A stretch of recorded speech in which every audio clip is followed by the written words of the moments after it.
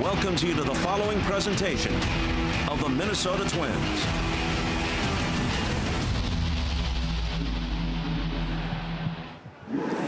The pitching matchup tonight in Tampa features two drafted by the Rays back in 2018. Joe Ryan for the Twins, Taj Bradley for the Rays.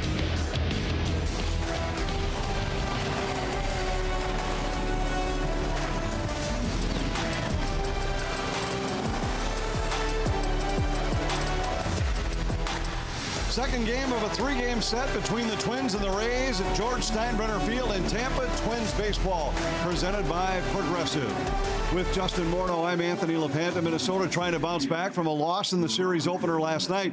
And they'll hand the ball to Joe Ryan, who over the last 4 seasons in the top 10 in the league in pitchers opposing batting average and strikeouts per 9. He's won 35 games over the stretch, but has not yet been an all-star. Could this be the year? I think this year, and last year probably should have been the year also, but this year he's making a strong case for it, doing a great job of not allowing free base runners, limiting hits. He's limiting a lot of things, but striking out a ton. So he does a really good job of keeping guys off base. And then if he does get in any trouble, he's able to work his way out of it because he has swing and miss stuff with that fastball. He's really done a great job of developing the secondary stuff. And I really do believe this will be the year that we see him in Atlanta for the All-Star game. Hopefully he pitches like an All-Star tonight as the Twins need a win. Ryan's been great over his last 5 starts. He'll try to get the Twins back in the win column. First pitch from Tampa. Second game of the series is next.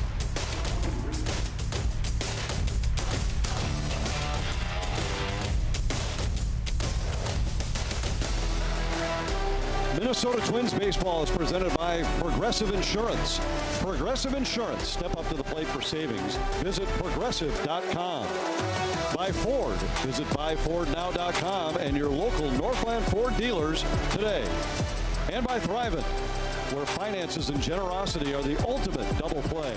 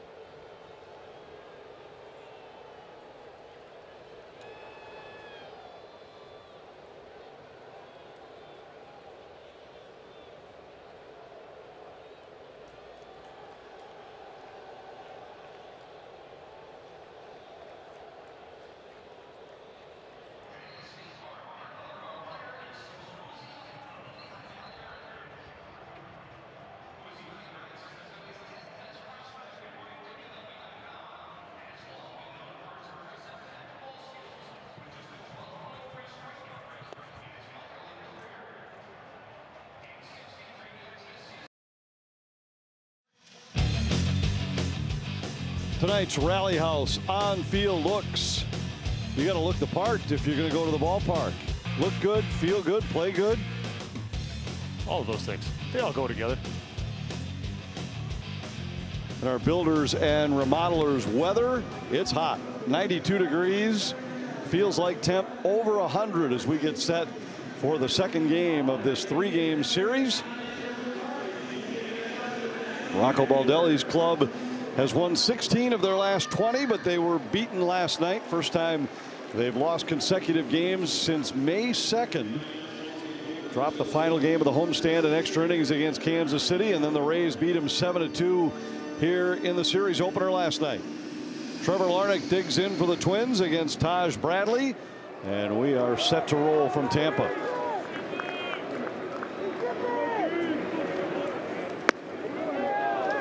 Our Menards lineup for the Twins tonight. Larnach, Jefferson, Correa, the top three. Brooks Lee, Ty France, Cody Clemens through the middle.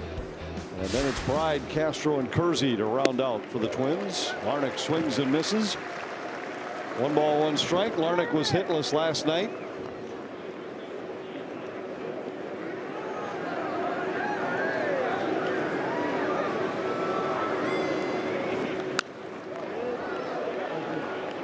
Yeah, 1 ball, 2 strikes. They're going to be facing Taj Bradley, making his 11th start of the year, 4th of his career against the Twins. He was good his last time out, went 6 innings against the Astros, 7 strikeouts. Got to get to him early. Everything's hard, power stuff. Fastball average is 96. Down the line and into the corner. Larnach with a big turn at first base, and he will reach second. Ball skipped around a bit in the corner and allows Larnach a chance for extra bases. Twins have the leadoff man in scoring position. This is exactly what you want to do. He got himself a curveball. Taj Bradley's ERA is 9.9 in the first inning. So you got to jump on him early. He does have elite stuff. Numbers have been better the month of May, and it's got a pretty good bounce. Hit that wall and just kept going down into the corner. At short right field, a lot of times those doubles aren't a given, even though you hit them all the way down to the wall. So fortunate bounce, and see if the Twins can play with the lead today. Ryan Jeffers, the next hitter for Minnesota. You mentioned the ERA for Bradley in the first inning, 9.9. That's the 3rd highest among 79 qualified pitchers in baseball. But the Twins have not had much luck in the first inning this year. They've scored just 13 runs, 28th in the league. This falls under the category of something's got to give, much like we saw last night. Rays bringing in left-handed pitcher to face Carlos Correa. Correa won that battle. Here, Twins have an opportunity to score first.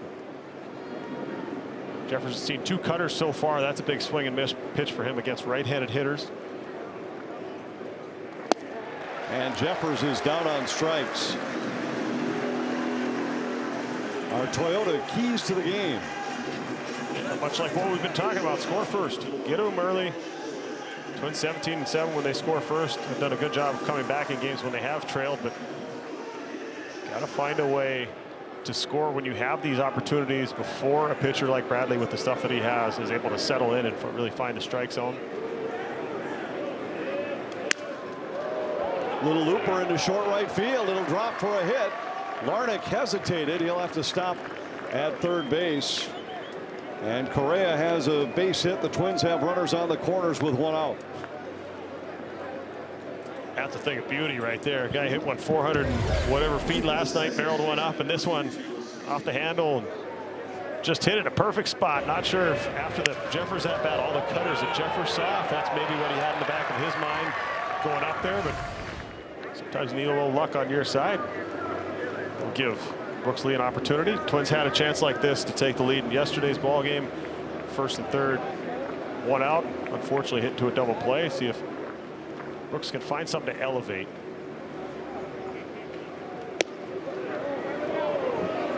Lee appeared in last night's game as a pinch hitter, 0 for 1.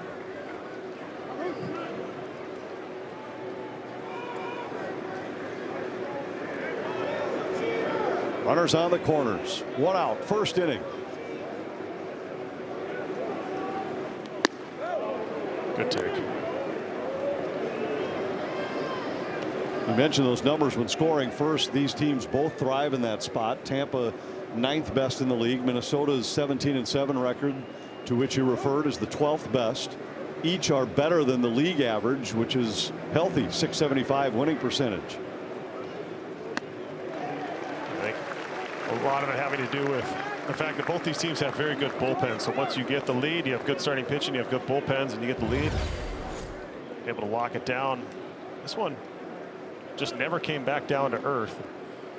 Brooks is going. That didn't go where it was supposed to. Popped up into left field. Larnach setting up for the tag. Simpson makes the catch, the throw to the plate, and Larnach is safe at home. Well, this is going to be really close. Rays are going to let us have a look at it. Good slide in there by Larnach. Very aggressive early on a pretty shallow fly ball to left. And they're not going to challenge this. Careful. Correa almost looked like he was maybe trying to draw a throw or get him to cut it off to make sure that run scored.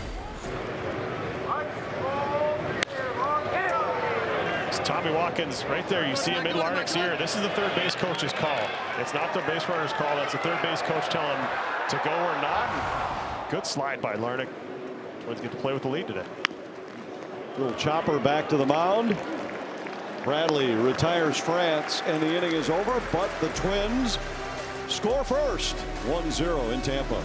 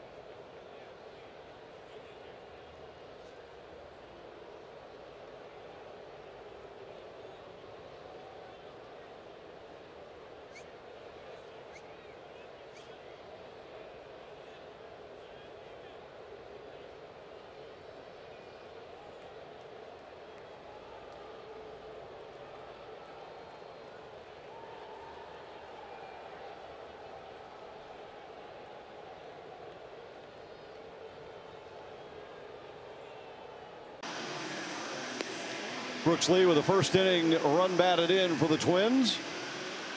Minnesota in front 1-0. Kevin Cash's club has won 6 in a row to climb over the 500 mark.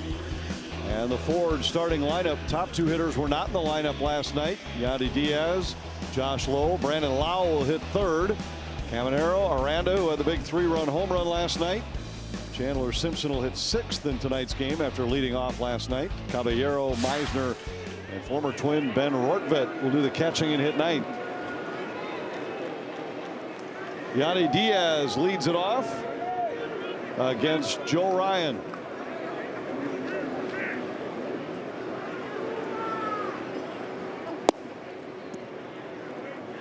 Good sinker right away. That'll be Joe Ryan making the start for the Twins, coming off his first career relief appearance. If you're wondering why, it's because he finished that rain-shortened game in his last outing. Stuff has been great all year. Back-to-back sinkers to start a pitch that he's really worked on developing. Four-seam fastball generates a ton of swing and miss, a ton of fly balls. The sweeper, really nice secondary pitch, splitter as well. Just continuing to work on that arsenal, continuing to refine all the pitches. Never going to get himself in trouble. Doesn't walk many. Great job limiting base runners. Doesn't allow a lot of hits. You name the stat, and he's among the elite. He's in the top 10 in strikeouts per 9, opponent's batting average, walks and hits per inning, and his strikeout percentage.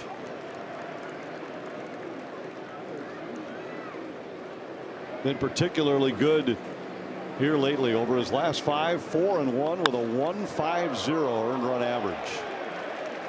He has hit it hard but foul, 2-2. And this is an interesting matchup. Ryan, one of the better strikeout pitchers in the league. Diaz, one of the toughest to fan at the plate.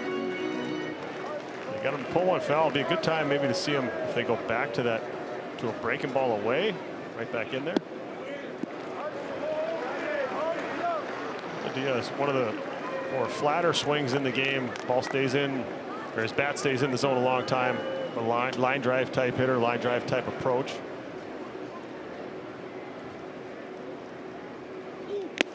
Swing and a miss, and Ryan wins the battle against Diaz. And the Joe Ryan experience starts. Love a little hop off the mound, just reach back for 96, and here it is. I'm not going to walk you. And that pitch right there, only Hunter Brown has had a more valuable fastball.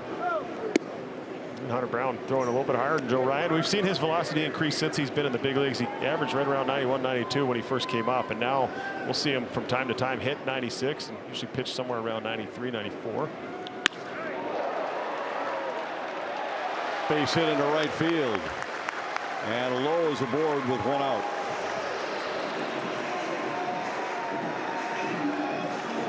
Good read by Cody Clemens off the bat here. Coming in aggressively to come get this ball, just had a little too much topspin on it. And then that infield experience came in handy at the end of this play. This was a fastball, just going right at him.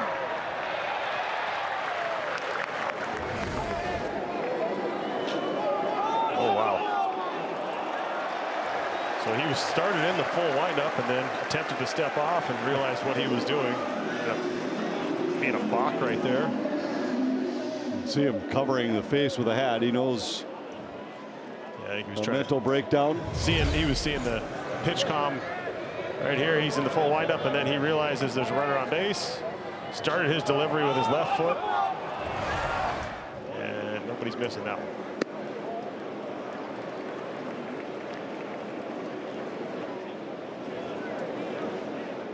Brandon Lowe, the hottest hitter in the Tampa lineup, had 2 hits last night.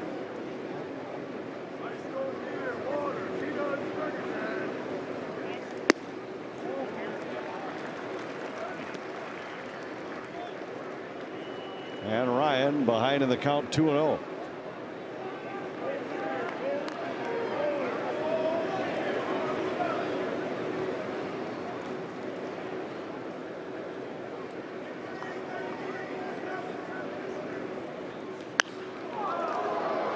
Lifted in the air to left, and it'll reach the seats. Oh, it will not. It fools Castro and lands in fair territory. Castro gave up on this ball as if it was headed for the seats.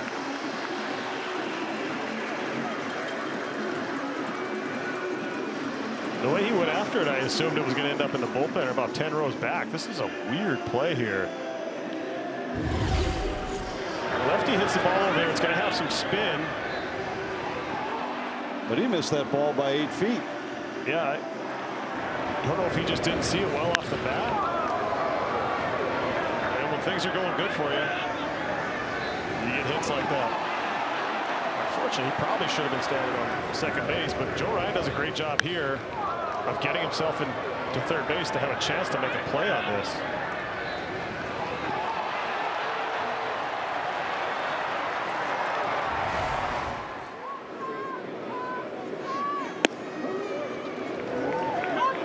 Caminero now the hitter. If we were playing this game at the old Trop, you'd almost felt like the ball hit the roof or something, the way it changed directions. I don't know if it, like the wind came out of the, from beside the stadium and just pushed it back towards the field. That was an odd play. We talked a little bit last night about some of the differences in this ballpark, but at this time of day, that shouldn't be the factor that it would be otherwise, unless it's the wind. And you mentioned this last night, that sometimes that second deck can block more wind than it will in a stadium like this. Yeah, a ball on the way down is just going to do what you're expecting it to do. Chopper up the middle. Correa goes to second. The relay is not in time. Caminero just did beat it. His instincts and timing, Correa at shortstop, just understanding this is a high chopper. It's going to be really hard ball to turn, but watch how he gets behind it, gets his feet going. The Twins are going to challenge this. He did look like he was out to me. Question is, did Ty France's foot come off the base on this stretch? But watch this shovel pass. He makes sure he gets some behind it, gives him a high feed, and then Brooks Lee with great hands out there. Was his foot attached? That's my only question. The signal at first did not, he didn't give the off the bag addition to the safe call. Remember, we talked about last night that Cavanero's hit into more double plays than anybody in baseball. If this one is overturned, it'll be number 16, and the Twins sure think they're going to get the call. They've already started to leave the field. I mean, this is just an incredible exchange at second base. Everything. This looked like it had no chance off the bat to be turned into a double play. Take a look at the replay room. It's just his instincts at shortstop, his timing, just his understanding of the game, thinking the play before it happens, being ready to make any play that's put in front of him. I got him out there. He's out. As long as that foot's attached to the base, I got him out. After review, the call, the field's overturned. The runner is out. Minnesota And a Rays big out. double play turned by the Twins to keep the Rays off the board in the first. Ryan escapes. Twins lead 1-0.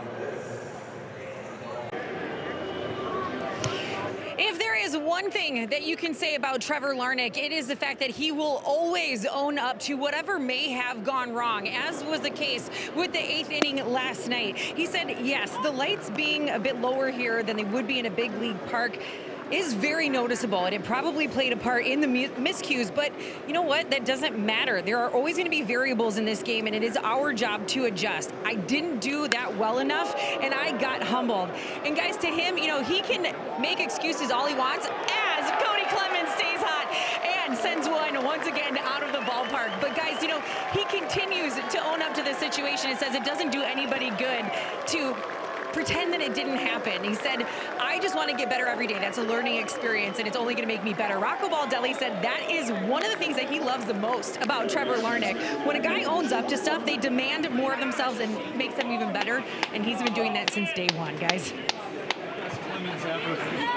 That was an interesting part of the game last night for certain. It is Learning experiences, though, and you want to, you're right, you want to own up to it. You want to be able to, you know, if the reporters are there, answer the questions honestly.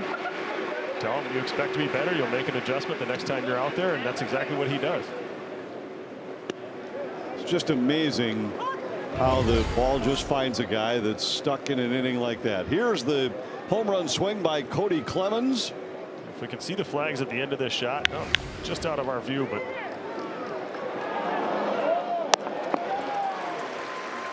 solid play at short by Caballero. Gets Bride at first base for the first out of the inning. There is some wind blowing out to center field, and there was a lot of talk about this ballpark playing small when the season started. It's been the case in right and right center for sure. This time the ball hit by Clemens just kept going to straightaway center field. But even like that, we talk about with the second deck on the stadium or the third deck on the stadium, there's nothing really to stop it. So if you get it in the direction of the wind, I feel like it's probably going to help you a little bit more when you hit a ball square like that that gets up in that jet stream and just keeps going.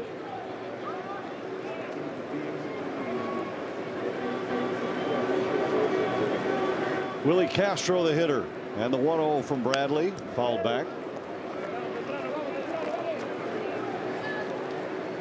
How good has Cody Clemens been since he's put on a Twins uniform? Just get an opportunity. It seems like every time he gets a chance, he's taking advantage of it.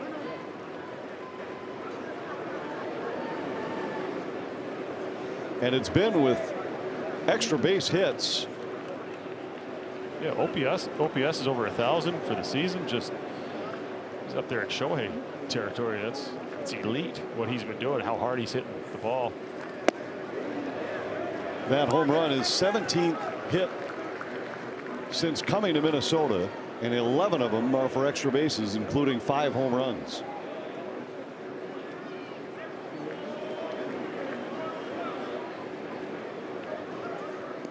.340 average over that stretch. Ever since he went into Rocco's office and said, if you want to win, put Cody Clemens in. Didn't quite go down that way, but he was lobbying for playing time when they were in Boston, and then hit a big home run, and trajectory has kind of been taken off ever since. It's been fun to watch.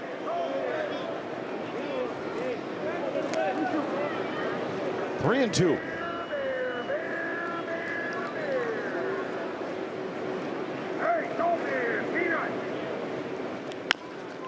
Chop to the right side, and Castro is retired for the second out. Clemens never really has had regular playing time at any point during his career with the Phillies. And this home run, powered by Treasure Island Resort and Casino.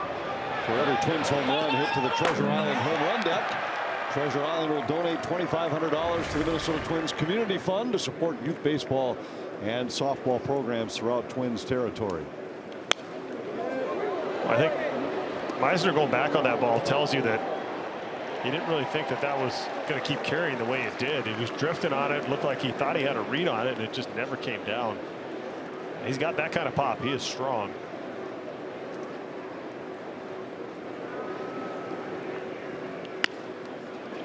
Kersey Jr. wraps one to the right side. Rays execute, and the inning is over. But the Clemens home run extends the Minnesota lead. Number 5 on the season for Cody Clemens. 2-0 Twins.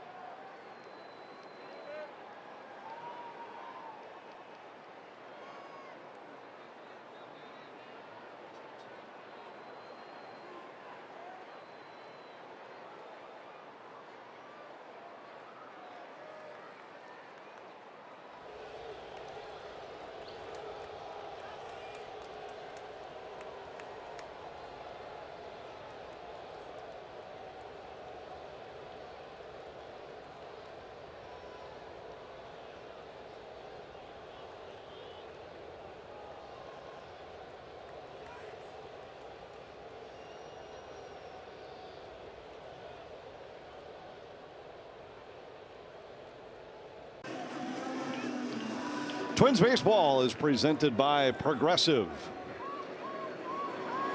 Twins and the Rays from George Steinbrenner Field in Tampa. And the Twins with a 2-run lead as the Rays come to bat here in the bottom of the second, and another one down the left field line that drops, and this will be a ground rule double to start the inning for Jonathan Aranda, and a big 3-run home run in last night's game. Another ball just kind of sliced down there in the corner, landed on the warning track. Missed the barrel again, just swung under it, but hit it in the perfect spot. It landed on that dirt. Otherwise, well, he probably would have had a play on the base runner at second base.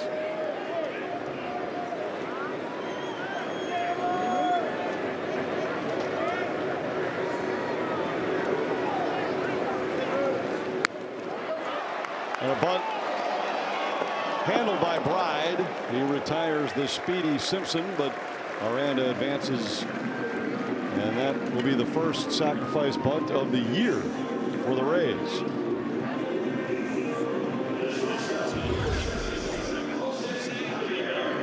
They were the only team left in baseball that did not have a sacrifice bunt. And it looked like he had a thought of, okay, see if I can get myself on base, lay it down to third. And Joe Bride anticipating that. Twins will bring the infield in here. Caballero, the hitter, with Aranda at third base. You surprised they bring him in this early in a game and with a 2-run lead? All about run prevention, and Joe Ryan misses a lot of bats, gets a lot of pop-ups. If the ball is hit on the ground, thought to keep any run from scoring possible.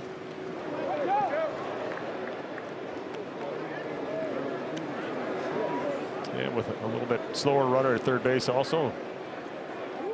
Correa playing probably a step or two back from where he normally would be at short. Right side of the infield all the way up on the grass though.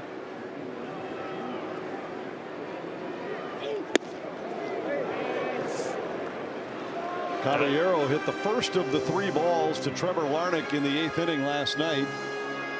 The result was a double off the wall.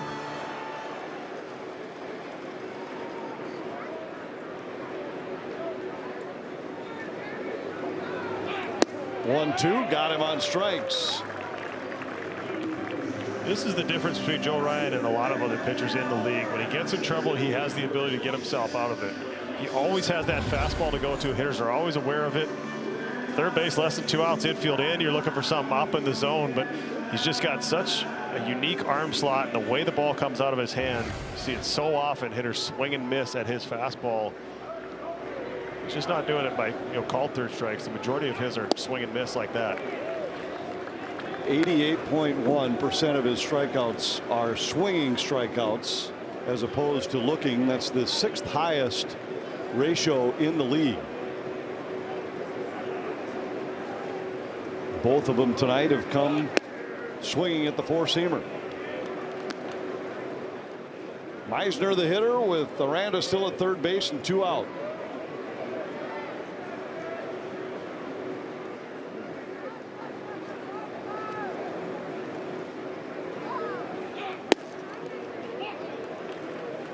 Just a little misfire there, a little frustration.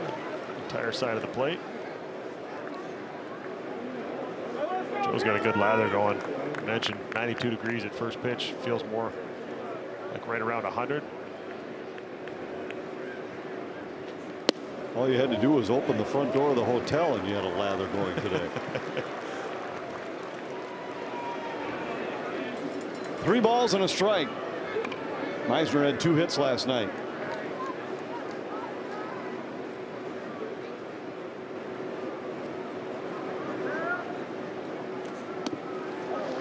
Ball 4.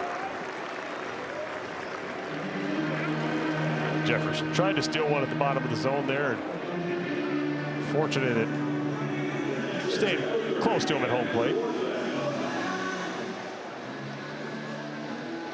Like that was just for a guy who doesn't walk many, that was, I'm not giving in right here. Fell behind in the count. Throw him a sinker 3-1, maybe just trying to get him to hit into the ground. End up below the zone. Now you start over, a little reset. See Joe went off the back of the mound, give himself a little time to gather his thoughts and slow everything down and get locked back in on the strike zone.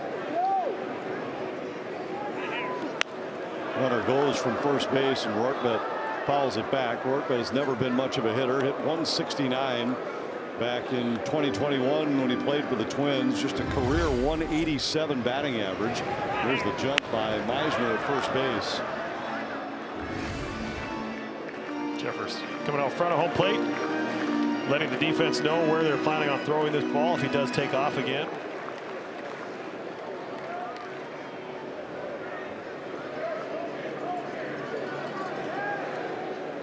See if Meisner moves again here on the 0-1 pitch. This time not running, and Rortvedt takes ball one.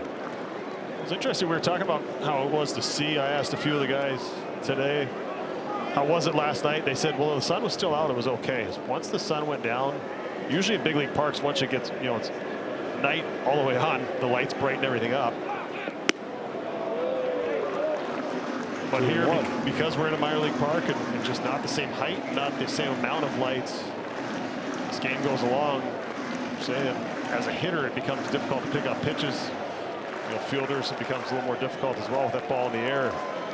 So you'd love to strand as many of these guys early as you can to play with that lead late for all the swing and miss stuff in that bullpen. It's an interesting point they made, and the only thing that makes you scratch your head a bit is that all the runs in last night's game came from the bottom of the sixth on. After the sun went down.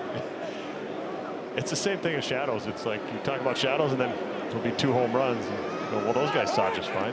Meisner running. Jeffers throws through. Correa back to the plate, and they got him.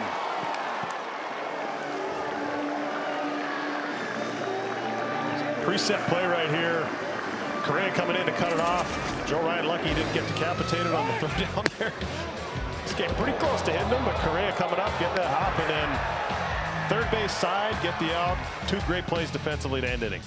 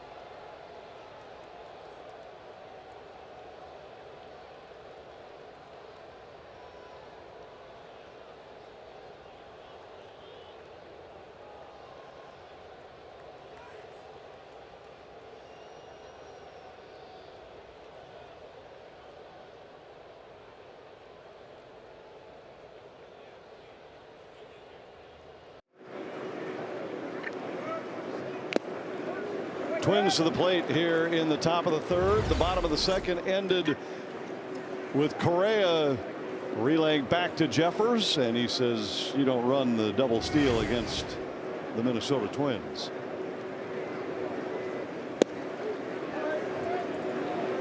Gives you a little bit of an idea of perhaps the lack of confidence the Rays had in Rortvedt's ability to drive in a run with Aranda, the runner at third base, trying to have him steal on the back end. He hadn't had a stolen base attempt in his big league career prior to being caught stealing home on that play. Aggressively trying to make something happen on the bases for the team that's tied for the league lead with 71.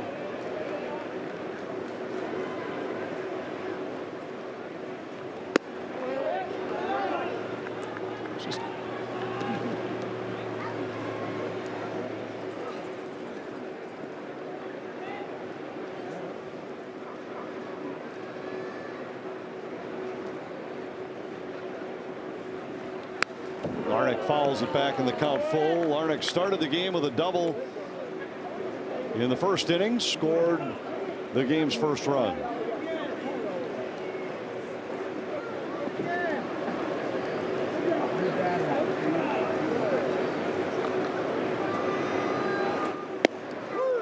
And Larnach is called out on strikes. 98 miles an hour right on the corner. Here's Audra. Well, guys, Harrison Bader is out again tonight with a sore finger that he says happened in his final at-bat on Sunday. He broke his bat on the final swing of that at-bat right down by his ring finger and says it kind of just blew everything up from there. He's had zingers before, but never one this bad. Imaging came back okay. It's just some inflammation, and he has tried to swing through. But he said it's to the point where he just knows that he wouldn't be able to be as effective as he would want to be. He said now if there is a situation where the team needs him, he will obviously do his best to push through it. But right now he feels the best for the team right now is to just rest and let that finger get better. So you may not see Harrison Bader at all tonight against the Rays. Thanks, Audra. Rocco Baldelli talking before the game today, saying that they're going to pick some spots to try to give guys days of rest between here and the break. Jeffers hits one that's carrying well to center. Meisner back and makes the catch on the warning track. How many balls in the last week that Jeffers has hit over 100 miles an hour that haven't resulted in hits? It's just even though you know that's what you're trying to do, and once it leaves your bat, it's out of your control. It's still hard not to get frustrated. This ball 104.4 coming off. And this is what the wind is doing, kind of swirling as it's coming in. As you get up above the stadium, it really is shooting towards the outfield. Correa hits the first pitch on the ground to short. Caballero throws him out. It's a 1-2-3 third for the Twins. Carlos Correa has already made 2 outstanding defensive plays here tonight. That's been the theme of the season for the Minnesota shortstop.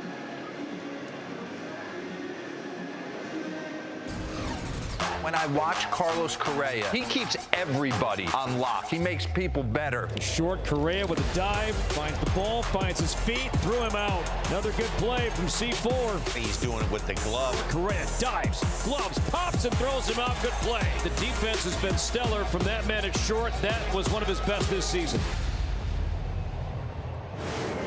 Hard to separate the best of the season sometimes for Correa. Last night we saw him make a couple of plays look really easy, then made a subtle, let's say subtly spectacular play late in the game by knowing the situation. Yeah, and I think you can't make any of the plays that he makes, the ones that you shake your head and go, I don't think I've ever seen that before, if you don't play those out in your head beforehand. And I think we asked Rocco about it, and he said he had to have played that over in his head about 1,000 times for it to be able to be prepared to make that play. And so let's take a look at this play in the 8th inning last night when the Twins were struggling. They needed to get it out. And this is all awareness right here of understanding the speed of the hitter going down the line, knowing that if it's hit that soft, it hits off the base, that I'm not going to have a chance, but I'm going to try and find it out somewhere. And also give Royce Lewis credit as well. He said they had this play happen once in spring training, but there was some awareness that happened before. There was some conversation that happened, communication saying, hey, if he's going down the line, if Simpson's going down the line, we might not have a chance to get it out here. Let's see if there's an out available somewhere. And these guys communicated, they made that play, and it was absolutely incredible, even though it seemed very subtle and seemed like a play that you could make. It's not something you really see very often. And we saw him make a play. You broke it down well on the broadcast last night, the way he got himself the perfect hop on a hard hit ball to his backhand up the middle.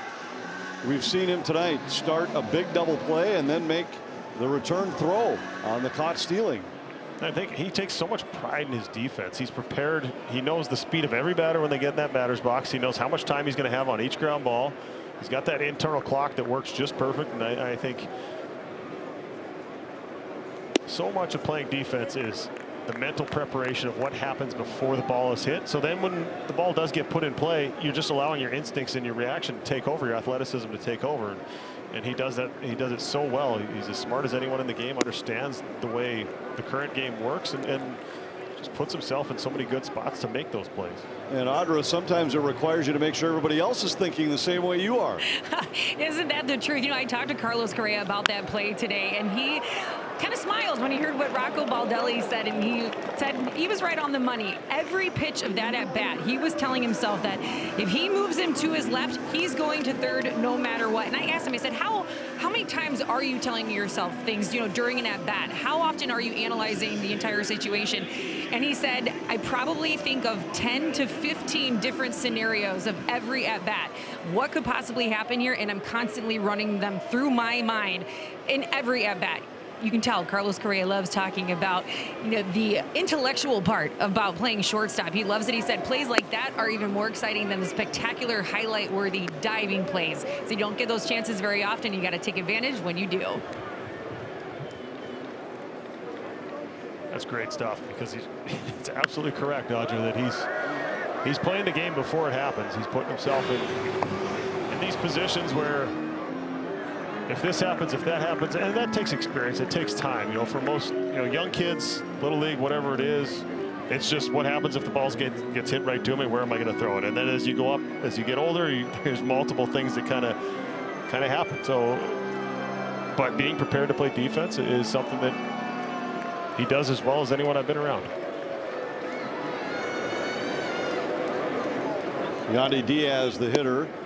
You're coaching 12-year-olds now. How many times have you used the phrase that the first time you think about where you're going to throw it when you get it can't be when the ball's on the way?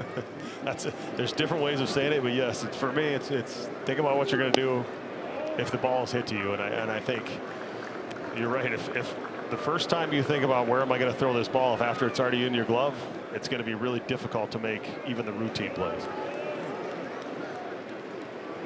3-1 to Diaz. 3-2.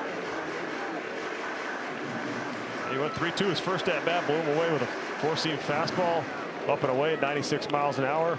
That will be in Diaz's head here, so he's got options. He can go to that fastball or maybe something off speed if he wants. High in the air to center. Kersey drifting, much like we've seen Meisner do a couple of times, and he makes the catch.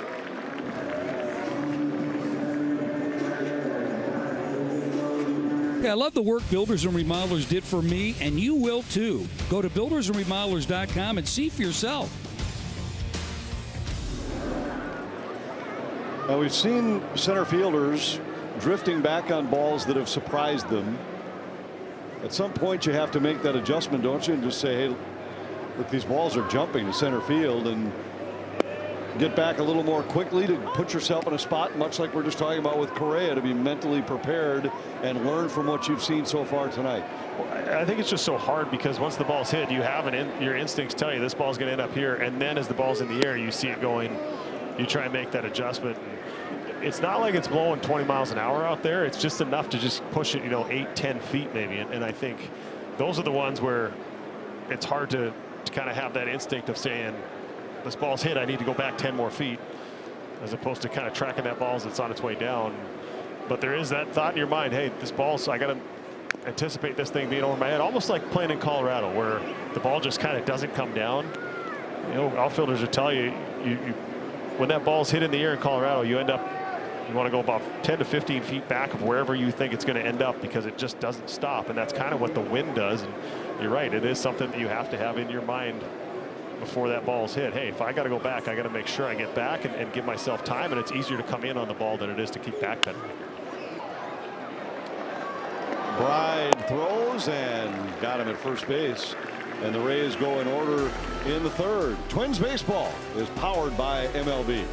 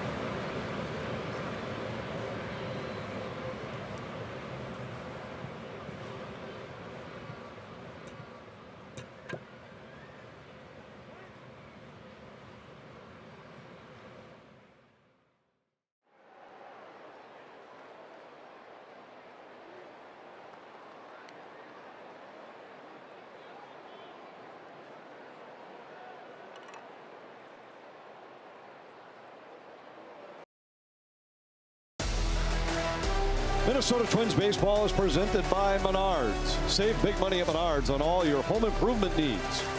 By your local Toyota dealers. Toyota, let's go places. And by Thrivent, where finances and generosity are the ultimate double play. Raymond sporting the Rays City Connect jerseys tonight. I remember the first time I was in Philly and the Philly Fanatic, as I was stretching on the line, I'd never heard a mascot talk. Someone said, "Hey, we're gonna have a little fun right here." I was like, "Man, I didn't know you guys could talk." So then he starts messing with you. The Philly fans get into it.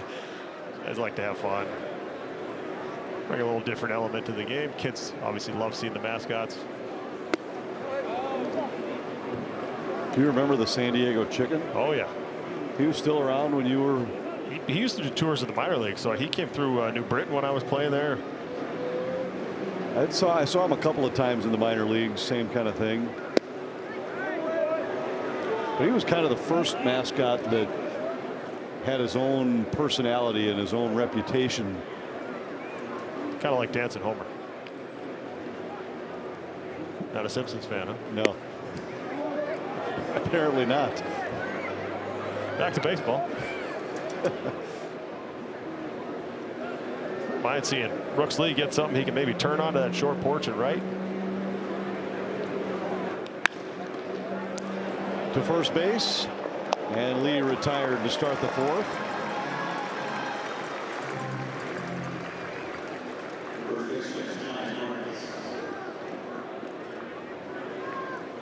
Ty France will hit for the Twins.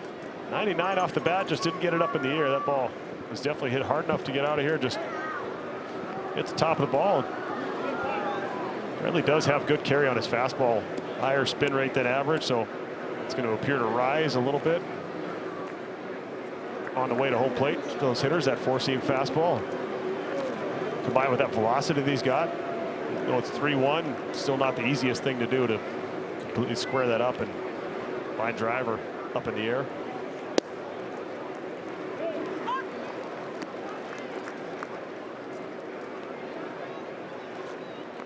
France grounded back to the mound to end the Minnesota first inning in his first at bat.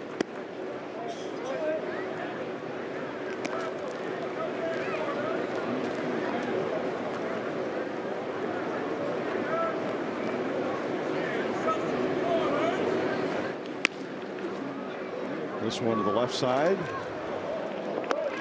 Easy play for Caminero, and there are two out. Cody Clemens' home run in the second inning is powered by Treasure Island Resort and Casino. Every Twins home run hit to the Treasure Island home run deck. Treasure Island will donate $2,500 to the Minnesota Twins Community Fund to support youth baseball and softball programs throughout Twins territory. Little souvenir for the cameraman out there in center field. That went right into the little window, that little tent that they got going out there.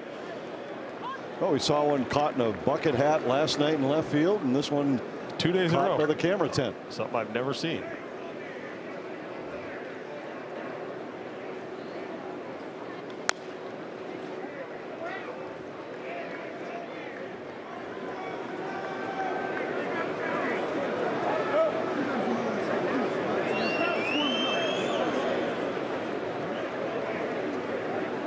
Should have probably guessed that something special would happen for Clemens tonight with Roger in attendance here in Tampa. I imagine pretty cool moment for Dad in Fenway when he went deep in that ballpark where he made a lot of history. Also nice for Cody to have his own moment too. You know, can't imagine it was easy growing up, son of a well-known big leaguer. Clemens retired, and the Twins go quickly in the fourth.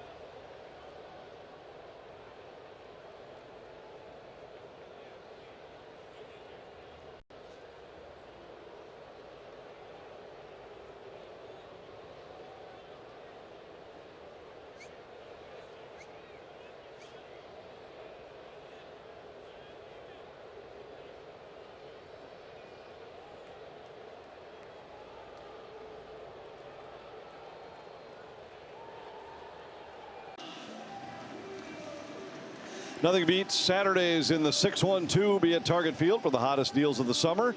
$6 drinks, $1 snacks, and $2 food. Get your tickets now at twins.com/tickets and enjoy 612 Saturdays all summer long.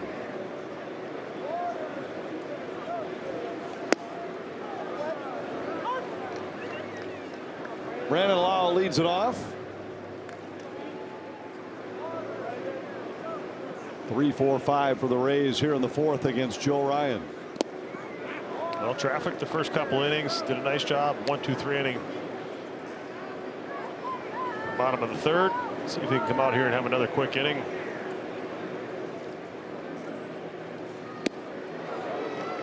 One and two has not looked comfortable tonight. You've seen him show a little more frustration, a little more. He always never afraid to show emotion out there, but you know, just to.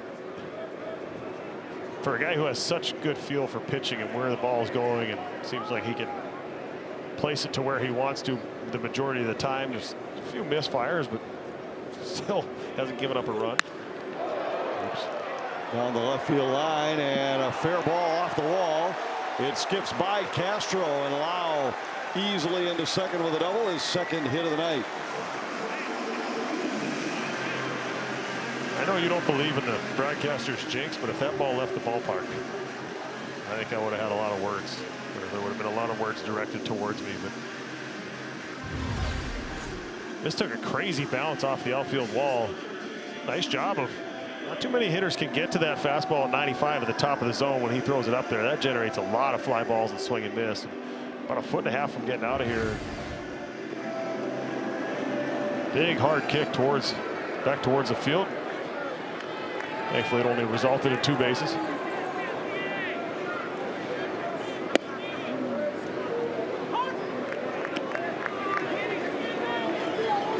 Was interesting being in a new ballpark. We didn't see the Twins out there testing caroms or anything off the wall, just because it's a park where many of them have played in spring training perhaps, and seems a little bit nondescript. But we've now seen a couple here tonight where the caroms have been less than normal. Yeah, there's a few different angles, especially in the corners where it turns sharp out towards the fields. And that work would have been done early during batting practice yesterday and before everything was going on. And you're right, that it is a new big league ballpark, but the guys who've come through the Florida State League or come through this ballpark in the minor leagues or in spring training and have played in Yankee Stadium as well, because this ballpark is modeled exactly after Yankee Stadium, the dimensions. So it's going to play similar to that as well.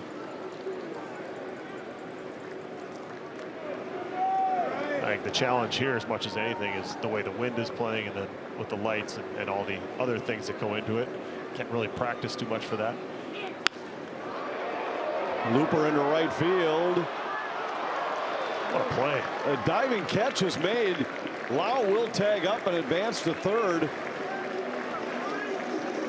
When this ball left the bat, I didn't think Clemens had a chance to get there, but he makes a diving catch to take a base hit away from Caminero. There's our T-Mobile coverage cam. I mean, he's just a baseball player. You put him on the field, he wants to make a play for you. For a guy who we haven't seen it in the outfield a lot for the Twins. It's a great job. He kind of went across before he came into this ball and was able to recover. And also nice base running at second base by Lowe as well to tag up. And that's something we talk about, the preparation, you know, mentally, defensively, also base running. I think base running is something that's really overlooked, but that is done between the ears as well before the ball is put in play. All right, nobody out. My job, if the guy hits the ball in the air, is to get to third base. And if I only end up at third base if that ball falls, I'm still in a great spot to score a run. The worst thing that happens there is that ball is caught and you're still standing on second base. And a part of that preparation is knowing the field, knowing the dimensions, and knowing where outfielders are playing. You'll always see the great base runners take a quick look behind them to see, is the guy playing shallow, is he playing off the line, so that when that ball leaves the bat, you've got an idea if it's going to drop in. Yeah, and it helps you trust your instincts. You look out there, okay, well, the right center fielder is shading, you know, 10 steps over towards left center field. If this ball's hit just off of center to right center field, normally it'd be caught if he's playing straight up, but in my mind, I know that that ball's going to get in the gap or it's going to get down and I'm going to be able to score. So it's so much of it is done before the pitch is thrown, and I think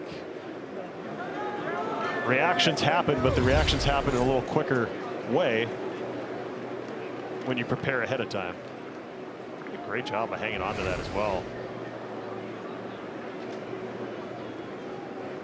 Third time in 4 innings the Rays have had a runner on third base.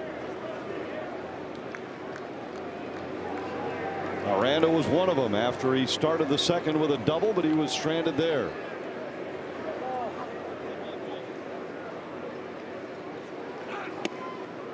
Inside, ball and 2 strikes. Aranda had the 3-run home run last night that broke a 0-0 tie in the 6th inning.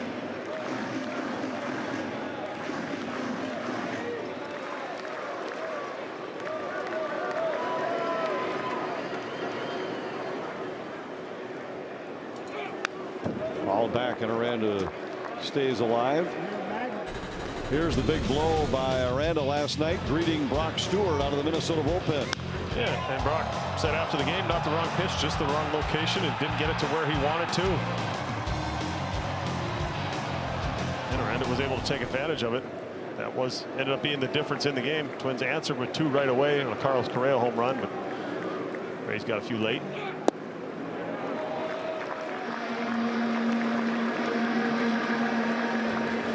Two and two, and again, Twins with the infield in.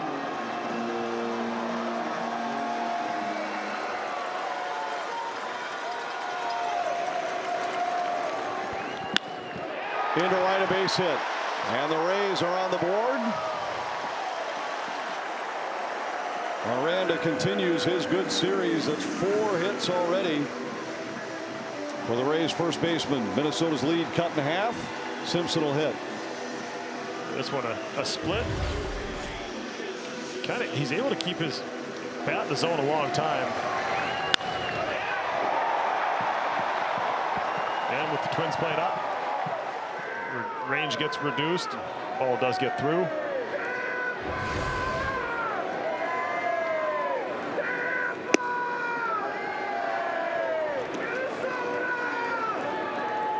Simpson with a sacrifice bunt, his first time up.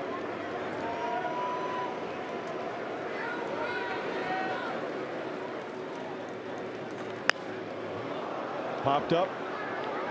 Clemens coming in. Second out.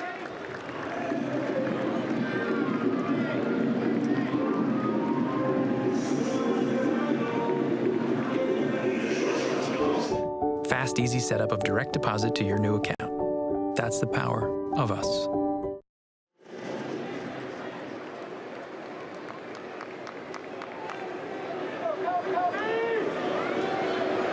Caballero, the hitter, struck out his first time. Yeah, he did. He did indeed.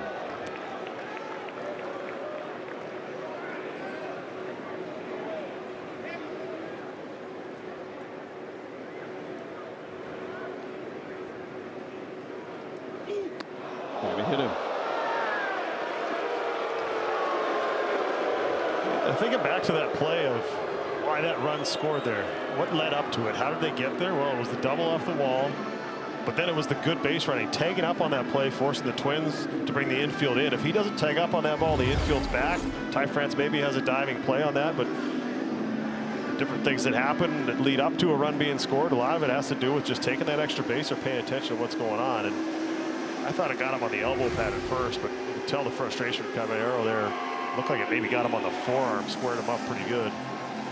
Pete Mackey coming out to have a little meeting, try and slow him down just a little bit. I think you can see it from the dugout. You can see the frustration. If we can see it up here, the guys who are working with him every day can see that. So just Pete and Joe having a little conversation here, a little back and forth. Making sure they get on the same page, but also he's had some traffic in this outing. It's hot, much hotter than what he pitched in his last outing at home, where the weather at the start of that homestand in the upper 40s. So I was going to say it might be 50 degrees difference. Yeah, and so it feels like temp. Even if it's not a strategy meeting, just giving him a little breather, give him a little break. And see if he can get another double play ball like he did earlier in the game when he was into some trouble.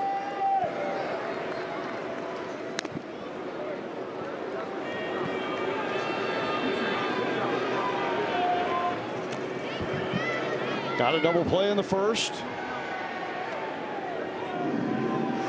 Got a big caught stealing in the second. And much like how Willie Castro forgot the outs last night. It was. I forgot the outs there. I was going to bring it up, but I opted just to give you a signal. Oh, don't worry. I had a little birdie in my ear letting me know. Can't get away with anything around here.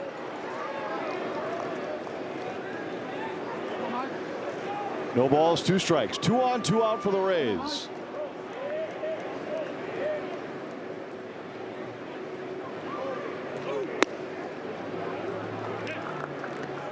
One and 2.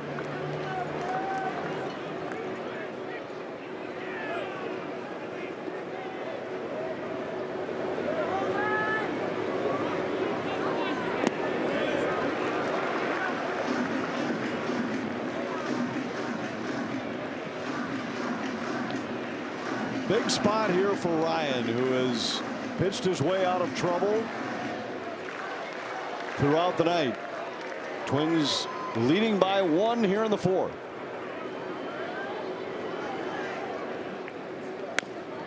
Eisner fouls it away.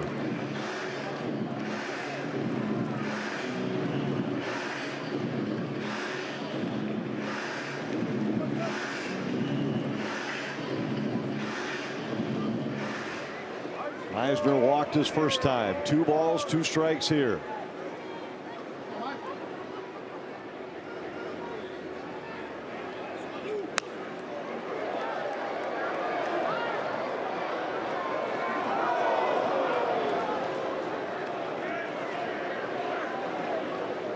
Seventh pitch of the at bat coming.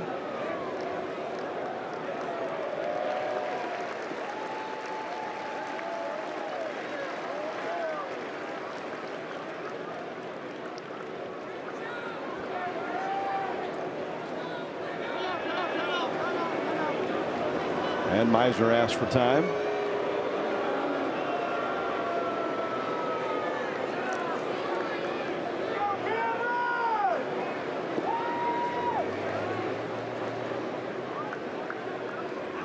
A deliberate battle here between Ryan and Meisner in a big spot early in the game.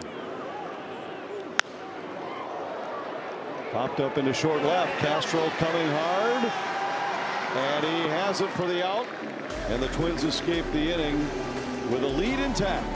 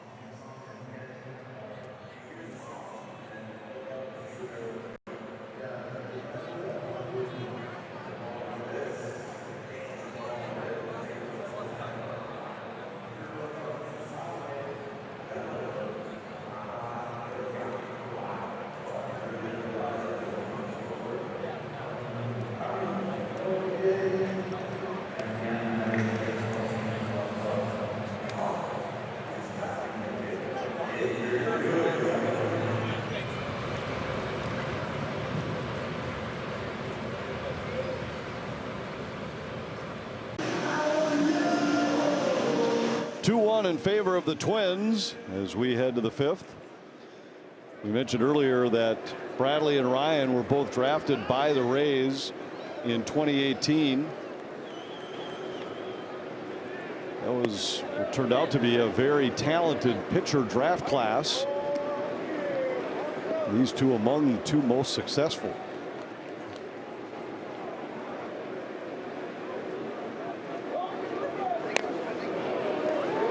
Check swing and a foul ball off the bat of Jonah Bride.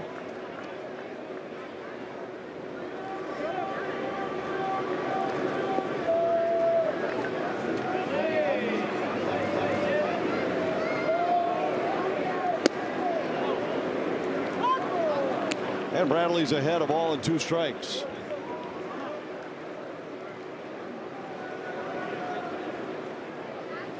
You know, high cutter right there. See if he goes fastball off of it. Try and maybe get a little above the zone. Just right back to that cutter. That's been a big swing and miss pitch for him against the righties. 32% whiff rate. So the goal is to miss bats and keep the ball out of play. That's the pitch he is very comfortable going to against righties, along with that curveball as well. Got him on strikes. And then the split at 92. I mean, the stuff is definitely there. And as we talked about off the top, ERA of 9.9 in the first inning, but he settles in as it goes along. And from the angle he throws from top, really a downward angle, ball moving late, combined with that four-seam fastball up at the top, working north-south really well.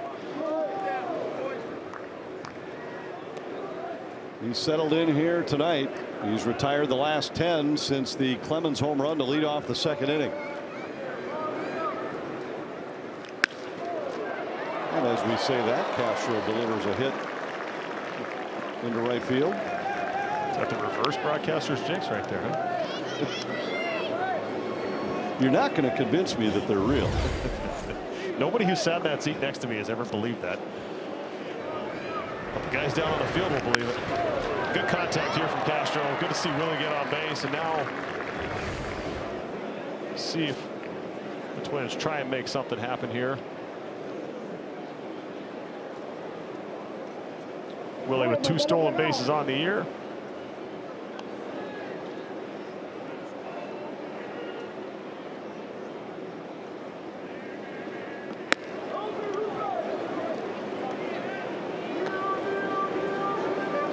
Had so much talk in this series about the way the Rays manufacture runs and build their team to do so. This might be a spot where the Twins put some kind of a play on with Castro at first base and Kersey at the plate. 1-1. It's a challenge when you've got a guy on the mound who has the stuff that he has, can generate swing and miss like he can on certain pitches. Oh, heads up.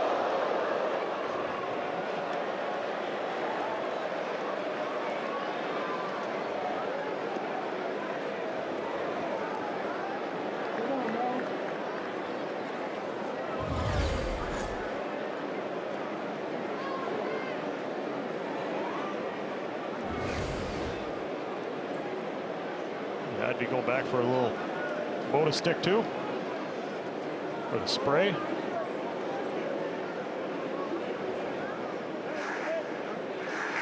Yeah, one of the most impressive bat tosses I've ever seen on the homestand. Got it all the way over the shortstop's head, 25 feet in the left field.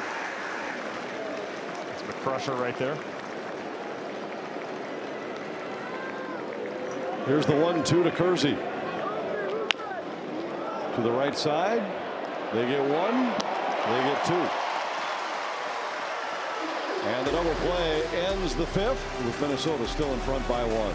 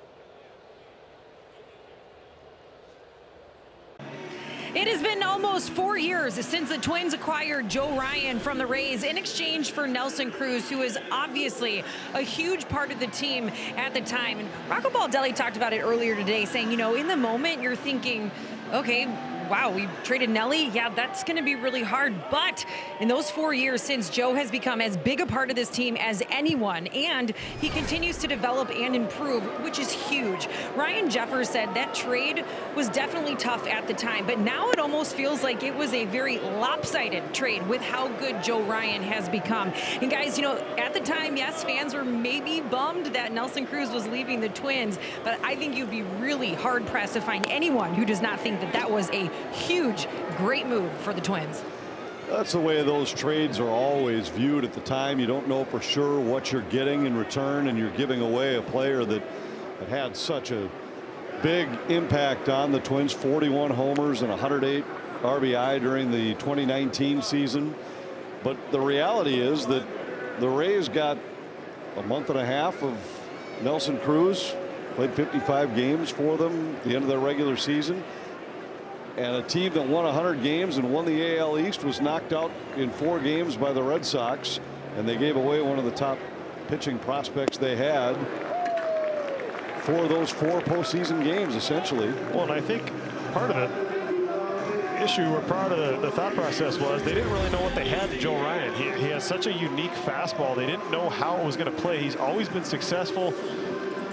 High school, college, minor leagues, everywhere he had great numbers, but there was they didn't have any way to quantify it because nobody had come along throwing the way that he did, and he was throwing the majority of fastballs. They weren't sure if he was going to be able to develop the secondary pitches needed to be a starting pitcher at the big league level. So when that trade was made, Tampa wasn't really sure what they had. They have as much data as anybody because they started the analytics before, so they have ways of trying to feel like they can predict pretty well future performance from certain guys, and they just didn't have anything on Joe Ryan or anyone who was similar to Joe Ryan in the past, and that's kind of Twins took a little bit of a flyer, not really knowing what they were getting other than a guy who'd had a ton of success in the minor leagues and in the past, and they didn't know the work ethic or how intelligent he was, the way he's been able to develop that secondary stuff. I mean, it's a credit to Joe Ryan for becoming the pitcher that he has become, and maybe if everyone didn't believe in him all the way along, he believed in himself the entire time. A couple of strikeouts to start the 5th.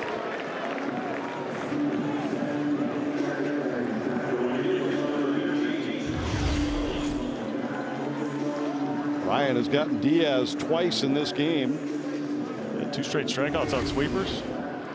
He's won 37 games, and if you look at all the pitchers from that 2018 draft class, Cy Young won by Skubal last year when he won 18, but Ryan has been right up there with the best. Correa makes the catch here, and it's a 1-2-3 5th for Ryan.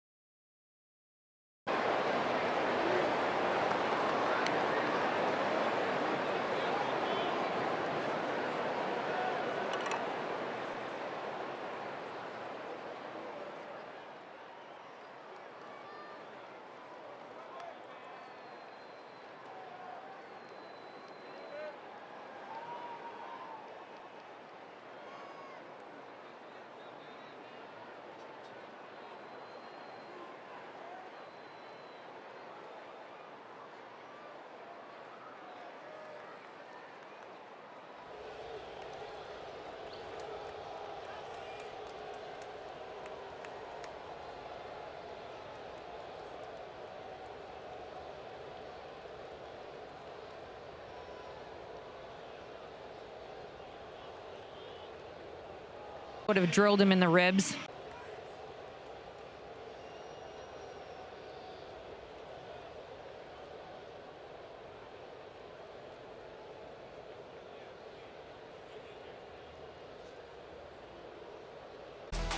Minnesota Twins baseball is presented by Thrivent, where finances and generosity are the ultimate double play. Twins leading 2-1 as we head to the 6th here in Tampa. Rays took the series opener last night, extended their win streak to 6 games. Minnesota still one of the hottest teams in baseball. They've won 16 of their last 20.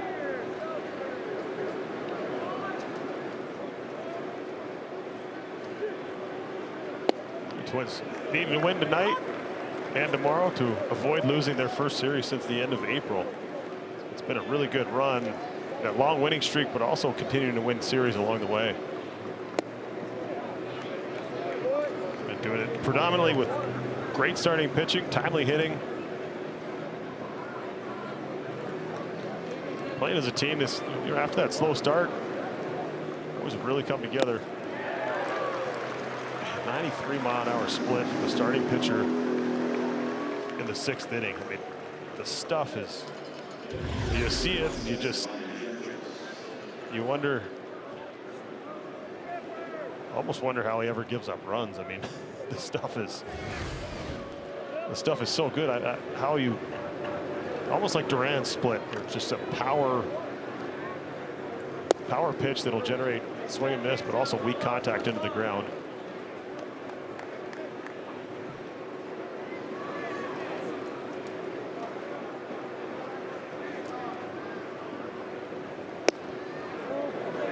Jeffers 0 for 2. Strikeout and a fly ball to center. He needs to break a bat and get something to fall in front of somebody. He's tried hitting it off the good part of the bat a whole bunch of times recently. It hasn't worked out.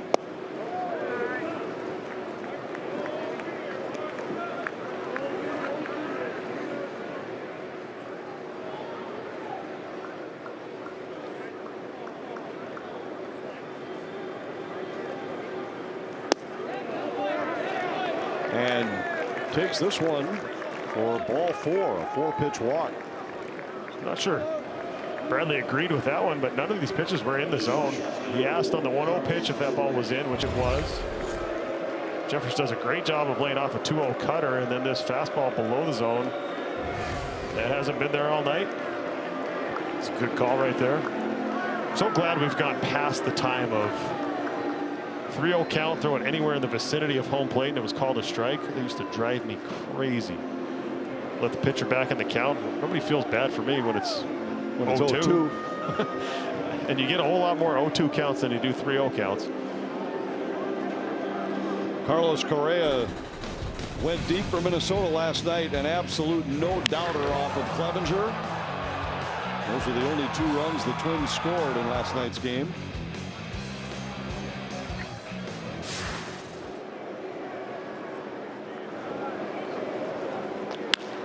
Hits this one sharply into left for a base hit. And the Twins have 2 on with 1 out here in the 6th inning.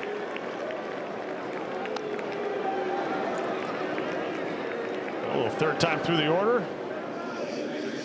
Good at bat by Jeffers, finding his way on base, and then Correa got himself a first pitch cutter. He swung at the first pitch all 3 at bats tonight, and he's 2 for 3.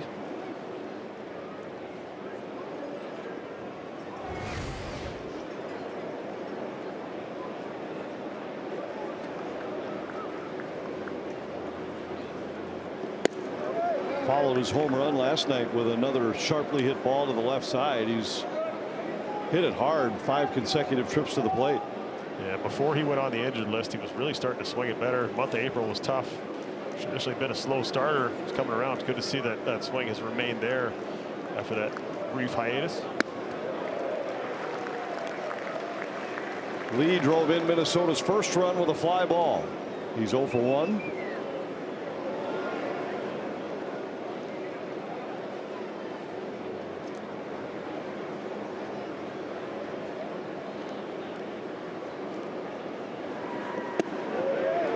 And he's behind in the count 1-2.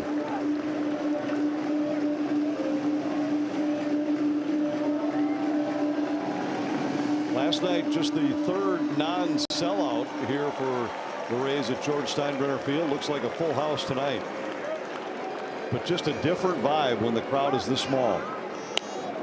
Yeah, different vibe when it's 11,000 people on one level. Just hear the buzz of the crowd. Get into the Trop. That was the one challenging thing. Everything echoed. If there was a heckler sitting in the upper deck, you could hear that. Just sound traveled kind of the way it used to be in the Metrodome as well when there were smaller crowds. But 11,000 here feels a lot better than 11,000 in the Trop.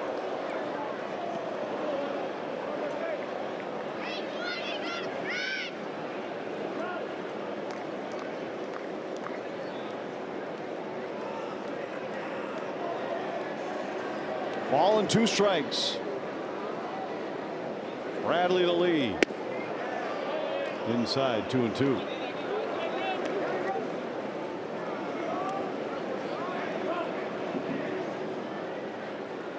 There you go. Take that breath. Relax. Collect the thoughts and then move on to the next pitch.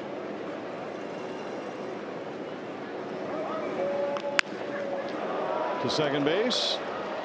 And they throw it away. Twins will get a run on the play. Correa moves to third. A chance to get out of the inning with a double play, and instead Lau's throw goes over the head of Caballero, and the Twins lead 3-1. This took a crazy hop. Watch this. It hits. Looks like it hits the lip maybe and almost bounced over his head, and then just throws off the timing of when he was going to make that throw. And then Correa doing a great job of recognizing that there was nobody at third base. Somebody had to go get that ball after it hit off his glove. And you see right there Correa saying there's nobody home. Gets himself closer to home plate. That's a break that the Twins definitely would love to have and take advantage of. See if they increase their lead. You got an offense that's been struggling last 5 games, hitting under 170 as a team. Just 12 runs total in the 5 coming into tonight. But that's when you're struggling to score runs, taking those extra bases is essential. You have to find a way. You've already got that base. How do I get to the next one? That was the Paul Molitor school of base running. You know, you've already got first. You hit a ball to the outfield, you already have first base. How can I get to second? How can I help my teammates out? How can I put myself in a position to help the guy behind me drive in a run and help our team score a run? I think you have to look for those little edges, those little moments where you can do that. And as we've seen throughout this series, it's all the little things that Correa has done to make a difference in these games. And now one of the top clutch hitters in the league, Ty France, digs in. Almost 400 with runners in scoring position this year, 7th best in baseball.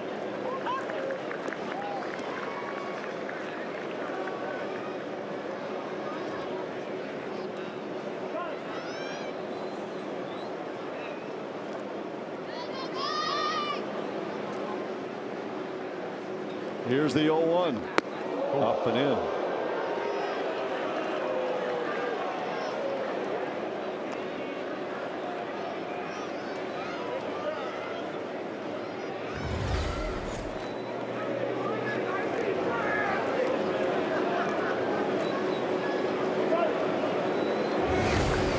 One ball, 1 strike. Runners on the corners.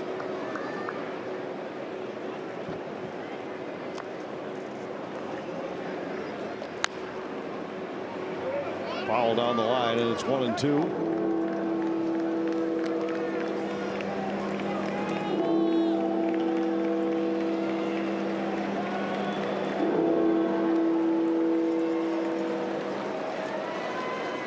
Clemens on deck. He's had a big night with a home run and a terrific catch in right field.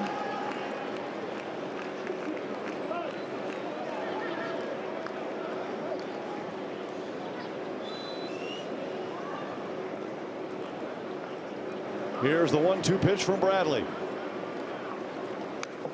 Fouled back. Big rip by France. Just had to do his best to catch up to that. Up at the top of the zone. 98-mile-an-hour fastball. He's got in on him a couple of times tonight. Love it. Love the fight. Love the battle. Just give yourself another chance. Loves that cutter as his strikeout pitch, so that's he's letting that ball get deep. Got him. And a big strikeout for Bradley. And this one on the curveball. So to righties, it's the cutter and the curveball. He's got a couple of different ways he can try and end at bats. And after that high fastball, that ball starts above the zone and ends up in the zone. He sped him up with the previous pitch, tied him up under his hands, and then landed a perfect one in there, but still not done yet.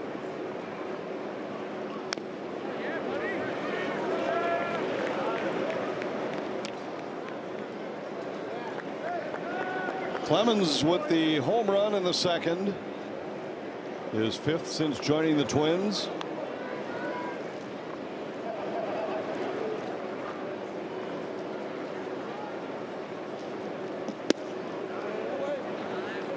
Now 1-1.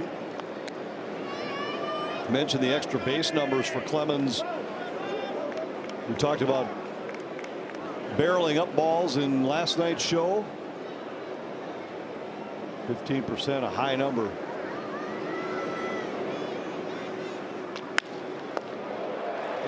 Hit this one hard, but who's home? Ow!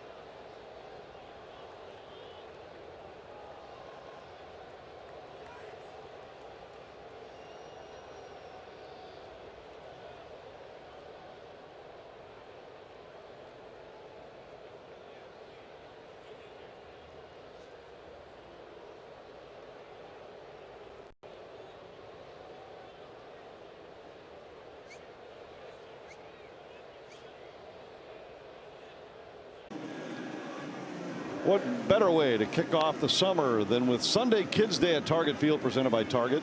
Enjoy $4 kids meals, Bullseye's Backyard, and after the game, kids can run the bases just like the pros. Join the fun now at twins.com/tickets.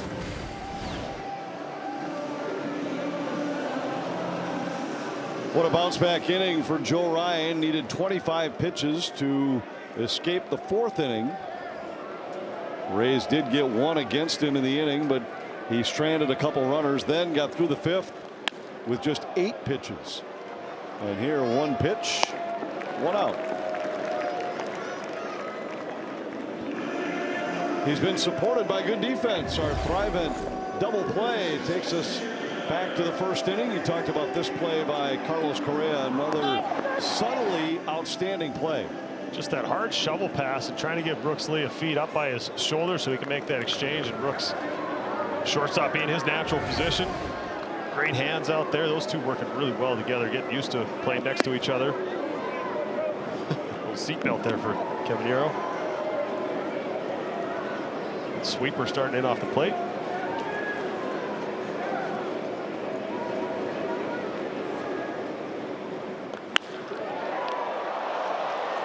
Jonah Bride snares this one.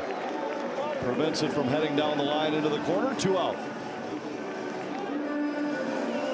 Just another place where the game has changed so much. The willingness of right on right, left on left, either change up or split. So this was a split, and he got it down towards the end of the bat. Had a little bit of hook to it. Jonah Bride makes a nice play over there. But with the combination of his fastball and hitters really wanting to get on top of it and get out front, that split has been a really good pitch for him. a way to counter hitters trying to jump on that fastball.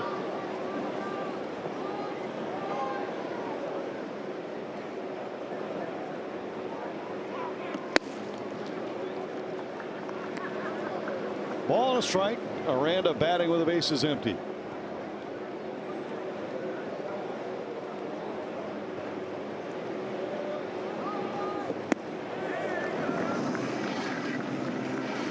We talked earlier about Ryan just looked a little off, a little uncomfortable. His body language.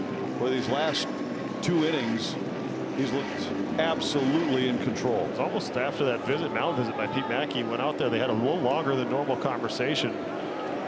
Whether that got him locked back in or he just found something in his delivery. But yeah, you're right. He's looked in complete control the last couple.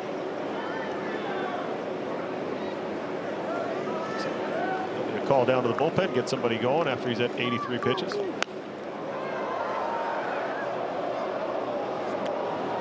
Forcing fastball velocity declining just a little bit. You wonder in this type of heat if 83 after a 25 pitch inning in the 4th, 83 total pitches, or 84 now. If that's a little more taxing. Well, he gets Aranda on strikes to end the 6th inning. Ryan has retired 7 in a row. 3-1 Twins.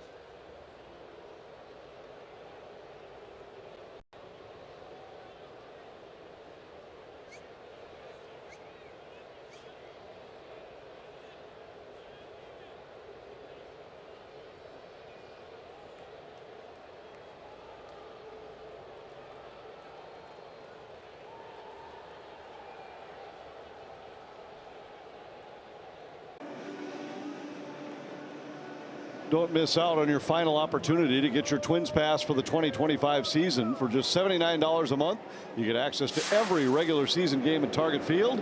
Last day to secure your spot is June 5th. Go to twins.com/twinspass to lock in for less today. 1 pitch, 1 out. As Bradley is back to work here in the 7th. Willie Castro will hit. Willie's hardest hit ball in a while. 104 his last time up. Got a ball through the right side. Interesting comparison right now. Bradley has 1 more out, but he and Ryan each sitting at 85 pitches at this point in the game. And you were just talking about whether or not the Heat might have managers thinking about fatigue setting in earlier. But right now, nobody throwing in the Minnesota bullpen, which would lead you to believe Ryan's back out to start the 7th.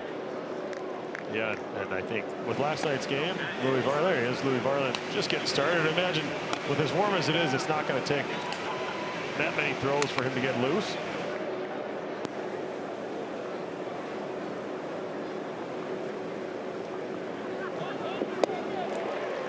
Castro down on strikes. And you almost get the sense you've got 2 pitchers trying to convince their managers with their performance that they're not done yet.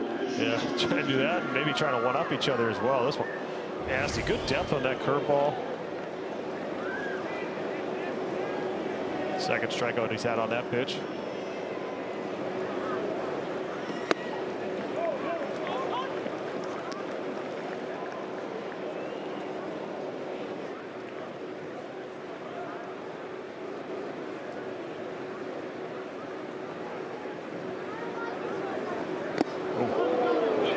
Hit him.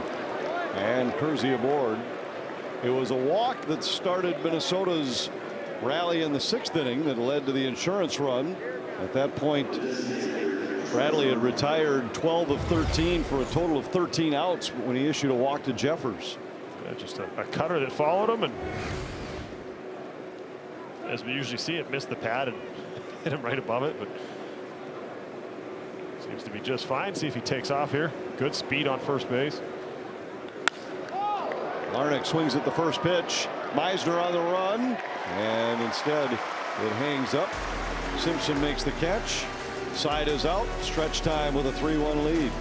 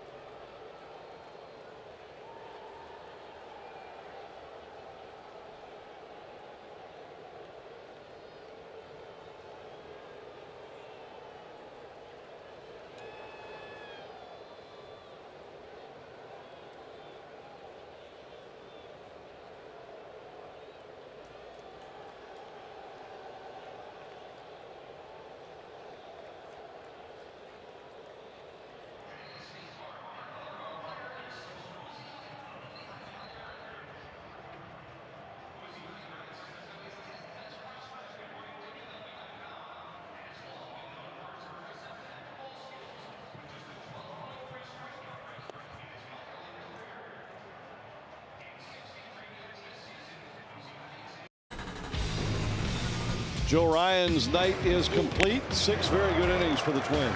Yeah, 85 pitches, was able to strike out 5, only give up 1 run. Did walk a batter. Was able to generate a lot of swing and miss, especially with that 4-seam fastball. 3 of his 5 strikeouts did come on that fastball. Twins turn it over to Louis Varland in the bullpen. Power stuff. Fastball upper 90s, good hard curveball.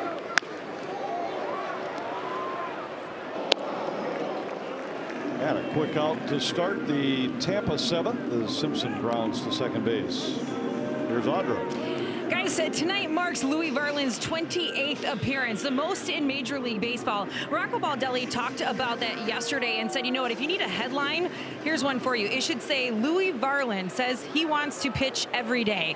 Obviously, that is not possible, but he has helped himself with how efficient he is. He gets in, he throws a lot of strikes, and he gets out. And that's pretty impressive, considering all winter long, he was forced to just throw against a wall. Louis lives up in Brainerd in the offseason, so there's not a lot of options for people to catch for him. He tried a couple local guys, but he throws too hard, and they quickly bowed out. Rocco Baldelli said, you know, in the last 100 years, that's not totally unheard of, but in the last 5 or so, yeah, pretty unusual to hear that a big league pitcher is practicing all winter against a brick wall. But you know what? Whatever works, and it clearly has worked for Louis Varland.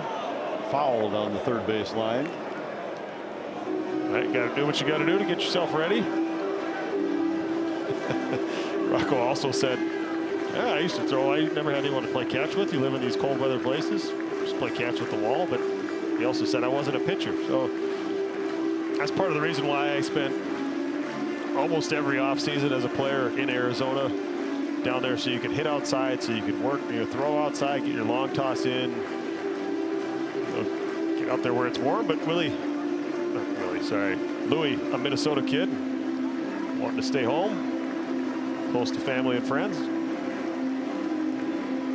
Be interesting to see if that evolves over the course of his career. Maybe if he ends up getting a long-term deal with the Twins or something along those lines, where he can afford to spend a little more time in the warm weather. Into center, a base hit. Caballero on with one out here in the 7th. Marlin on in relief tonight of Joe Ryan, who for the 6th consecutive appearance, 5 of them starts, the other essentially a start because he was the first pitcher to pitch that particular day. But in all 6, he has left having allowed 1 run or fewer. There was one night where a couple of inherited runners scored, but left with 1 run or fewer on the board, and the Twins in front in 5 of those 6.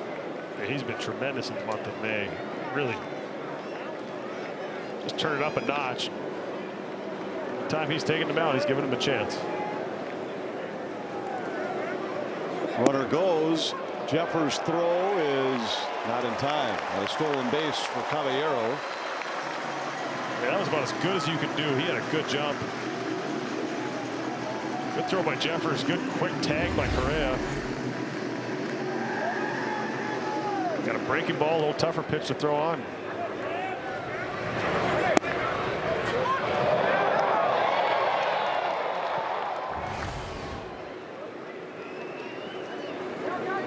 He goes again. Jeffers to third and didn't get him. He had a big jump. He had a walking lead. Louis looked him back. And as soon as Louis turned his head towards home plate, he took off to steal third.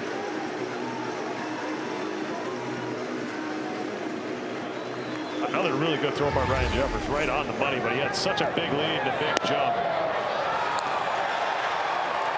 Looked like as he caught it, the glove had to come up just a little bit.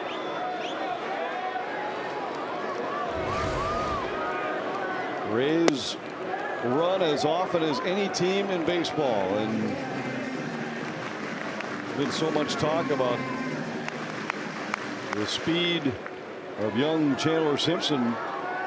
The Rays now with 73 total steals on the year. And Caballero is right there with Simpson. Yeah, he's got 17 now, but that leads to a run. Just a 0-2 base hit up the middle and turned it into stolen base, and a ground out. Get back to within 1.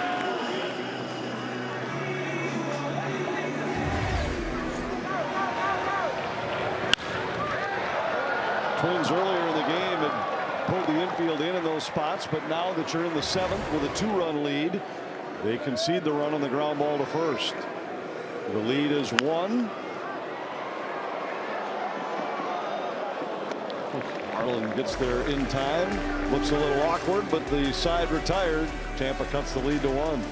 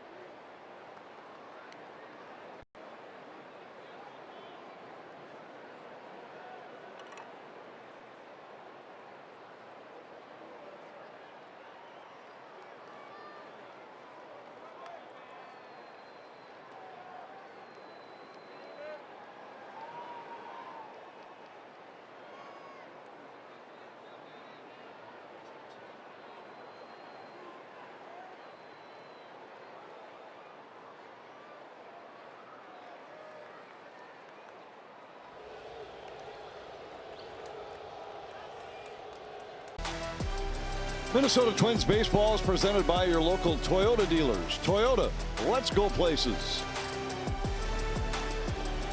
Twins lead cut to 1 as the Rays score in the 7th. We move into the 8th inning. And as Jeffers gets set to lead off, he'll face a new pitcher as Manny Rodriguez is in for the 2nd game in a row through 12 pitches in a 1-2-3 inning last night. Yeah. Good velocity on that fastball, generates a ton of ground balls, amongst the best in baseball at that. Over the top delivery.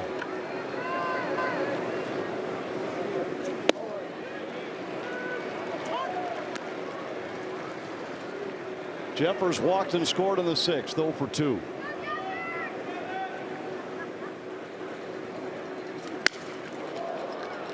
Fights this one off, but he'll be the first out of the inning.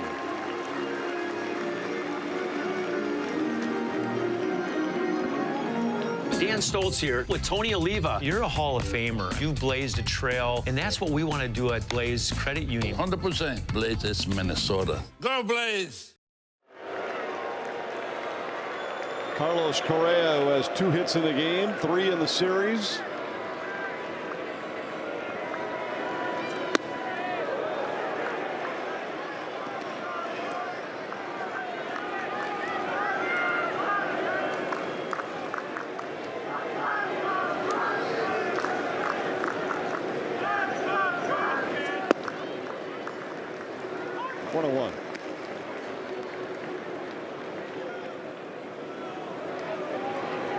Rodriguez last night faced the bottom third of the Minnesota lineup. But the man on deck was the last man he got. Lee came in as a pinch hitter, and Rodriguez got him on a ground ball.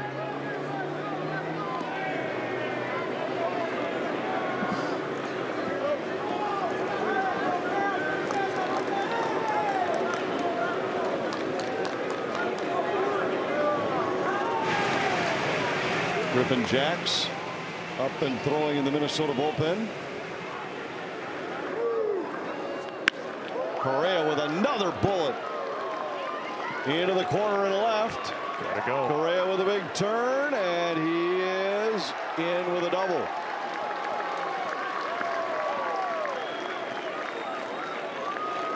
Everything hit like a rocket off of his bat right now. Yeah, he's going up there. He's being aggressive in the zone. He's getting pitches to hit. Nice job of recognizing that out of the hand. Just holding off with his lower half with his hands. Just a little split second of recognition there, and then understanding it's a short left field. 103 miles an hour. This play was close at second. See if they can find a way to get that run back.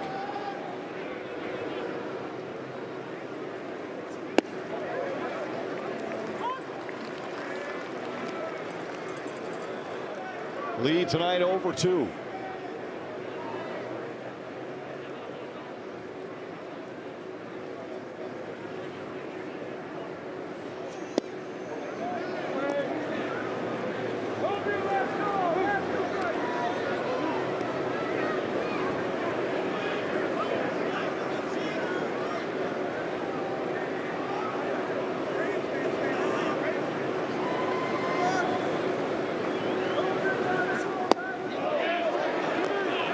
And he's able to check in time. Now he's ahead in the count, 2-1.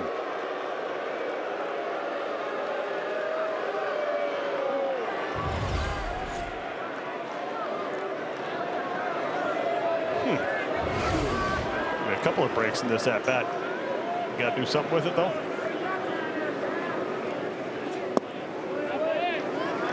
Now he's ahead 3-1.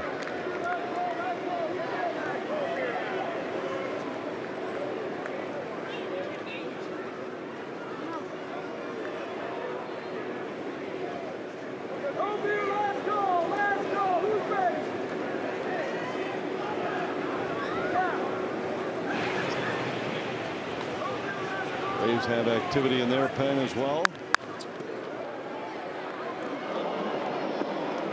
Lee retired. Correa does move up 90 feet, but now 2 out.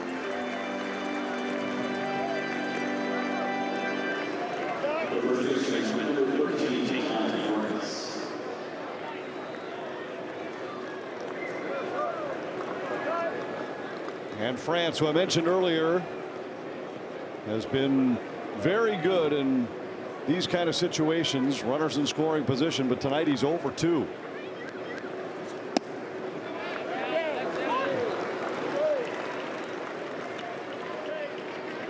Grounded back to the mound with Correa at second base in the first inning, struck out with runners on the corners in the 6th.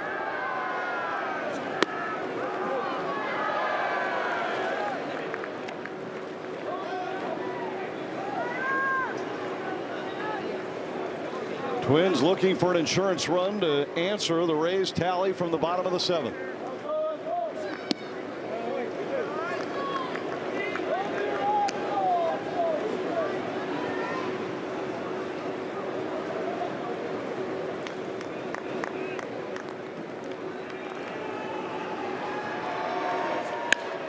Into right field, and a base hit for France. That's a peach, huh? This is what he's been doing all year long. Why he's been so successful and having that bounce back year. Runners in scoring position. Just taking what the game gives you, not trying to do too much. Using the middle of the field, using the opposite field. Just lets this ball get deep, clears his front side just a little bit, and then hits it in a perfect spot. As we've seen, this infield dirt seems like it's pretty hard. Got some play in it, and these ground balls are really kind of jumping on that second hop. A little top spin on them. And starts with Correa again.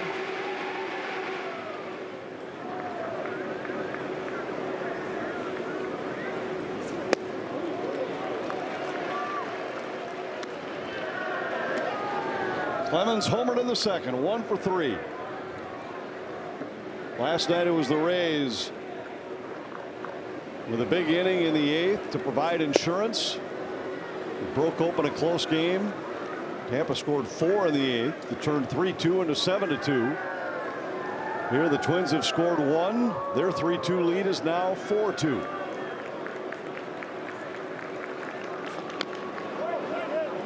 Clemens trying to add to that. 2 balls, 2 strikes.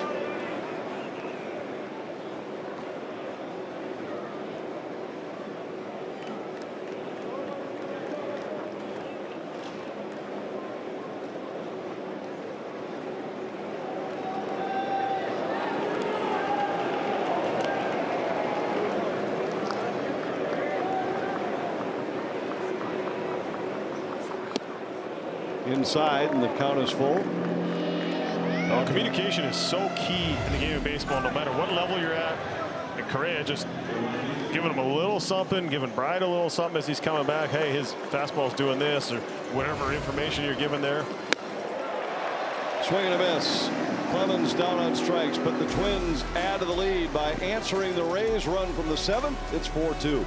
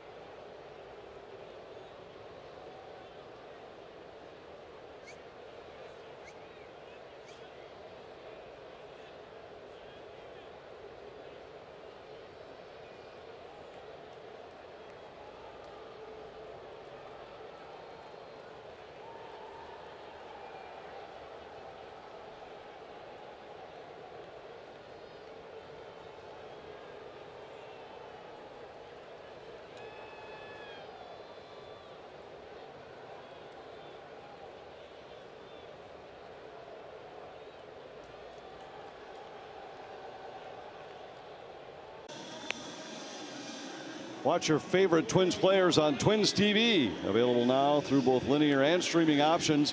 Check out which cable and satellite providers carry Twins TV in your area at twins.com/watch. Or stream games in market with a Twins TV subscription available at twins.tv. Griffin Jax on for Minnesota. He's got a lot of weapons to get you out. It's power stuff. No fear. Plenty of confidence. 5-pitch mix coming out of the pen. And he has the confidence to throw any one of those pitches at any time, at any at-bat. Making life very difficult for any hitter to go up there and key on one pitch. What can I eliminate? What can I look for? At-bats are tough to pick apart because of what he's featuring.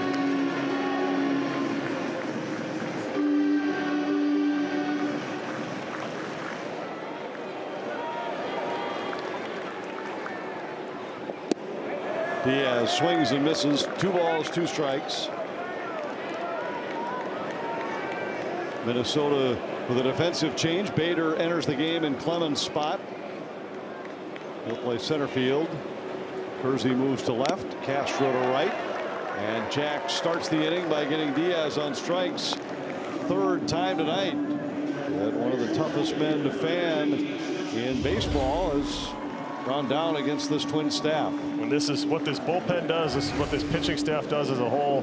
They miss bats, they got to induce a lot of chase, they throw strikes. This is why you believe this is sustainable and why you believe it's a playoff team. Because as soon as the offense starts to come to life and they start scoring, somewhere around 4.5 runs a game, they have the potential to go on another long winning streak just based on the way they pitch.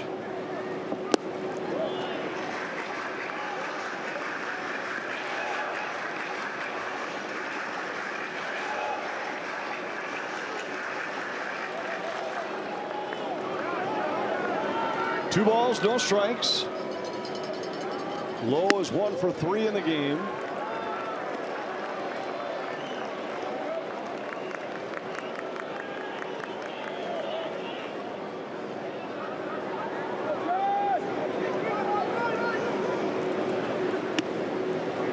Twins had the offense rolling during the win streak you mentioned when they won 13 in a row, scored 68 runs over that stretch, an average of just over 5 per night.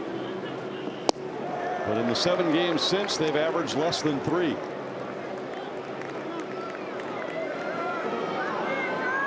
Whatever it is, as long as it ends up being one more than the other team, everybody's happy at the end of the day. But yeah, it'd be nice if it made it a little easier on this pitching staff every once in a while. Twins have won 6 of the last 7 when they've been separated by just a run. Jax gets Lowe on strikes. A couple of strikeouts to start the inning for Griffin Jax. Well, got back in the at-bat with a 3-0 fastball, went 3-1 changeup, and then I mean, it's kind of what I said when he came in. He's just got so many weapons that you can't really look for one pitch. You get yourself at a hitter's count, and it's still hard to find something to square up.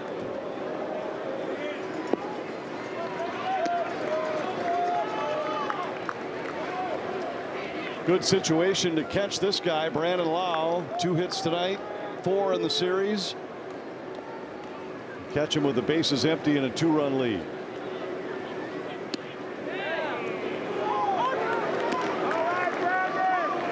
And Jax ahead, no balls, 2 strikes.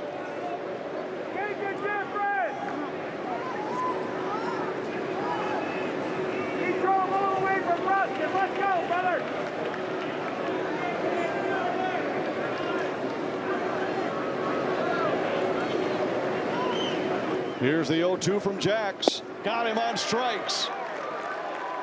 Jax comes in from the Minnesota pen. He gets Diaz. He gets Lowe. And he gets Lowe. And Minnesota goes to the 9th with a 4-2 lead in Tampa.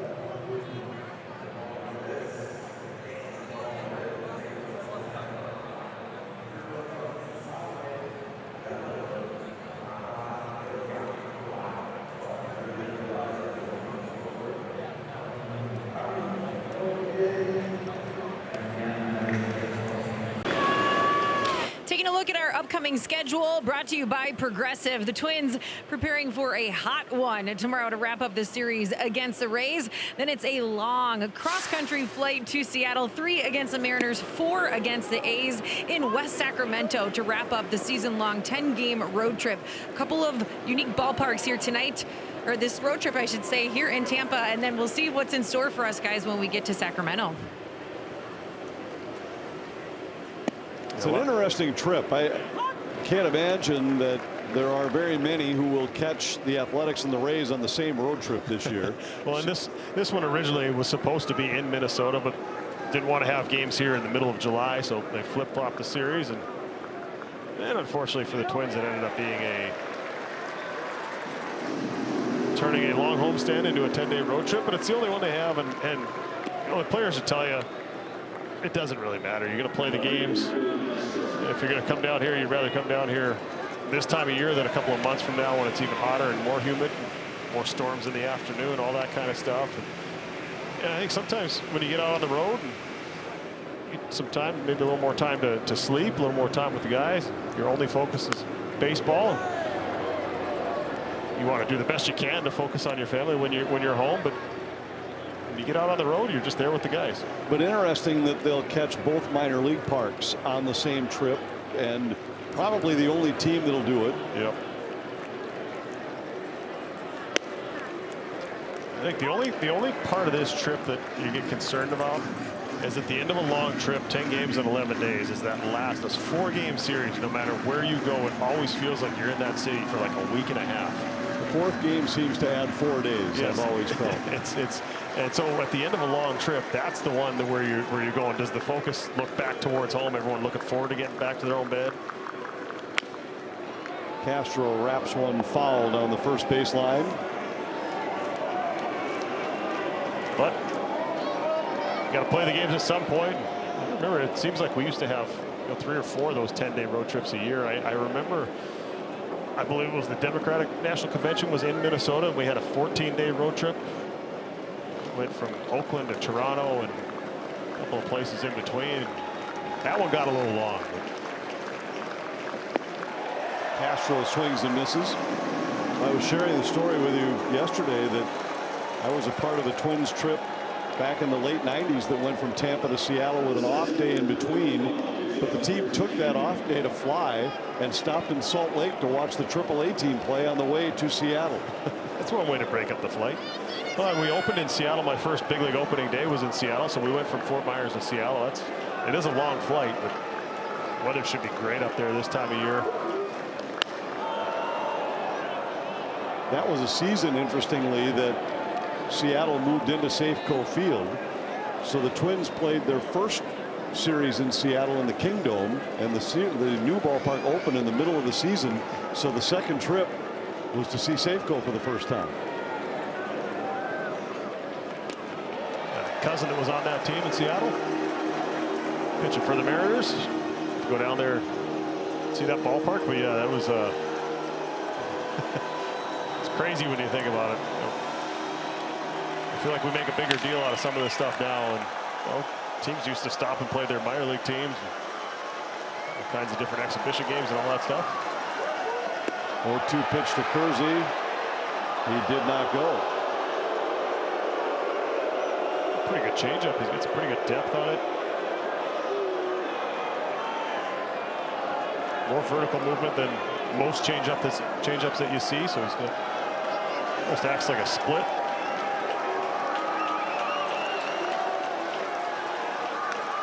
All back. Kersey stays alive. Rays will have the middle third of the lineup in the bottom of the ninth, with Duran warming in the Minnesota pen.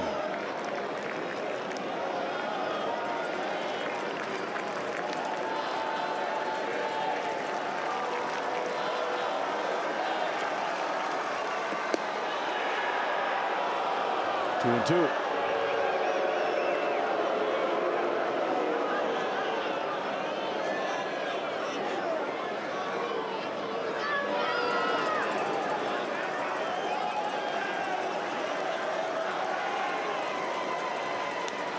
All the way, Kersey continues to battle. One of the better changeups I've seen right there. That thing is nasty. He kind of wraps it a little bit with his wrist. You see, kind of hides the ball. And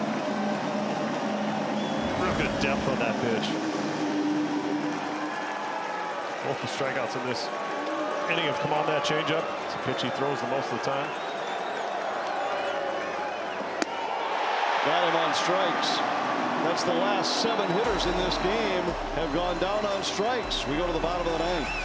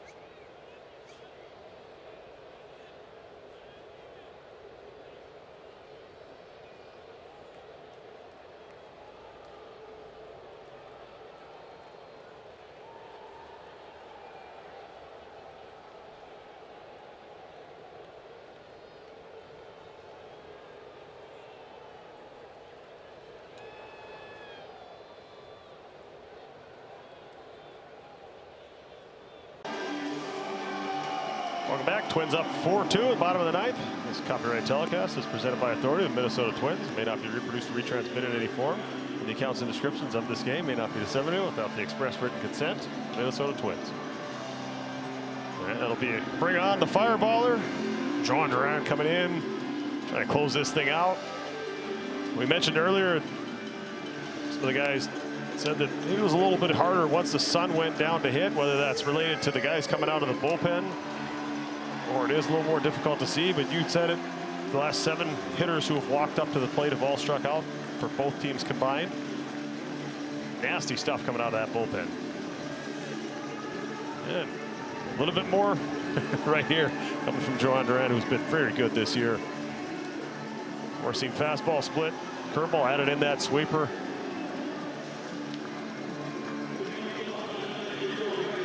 His last couple outings have been eventful. He allowed the ghost runner to score in the series finale against the Royals on Sunday. He had pitched the night before and got out of a bases loaded jam in the 9th before the Twins won the game in the bottom of the 9th. Here he works with a 2-run lead. And this is the guy you want. Up by 2, leadoff hitter. Quality pitches, try and keep him off base.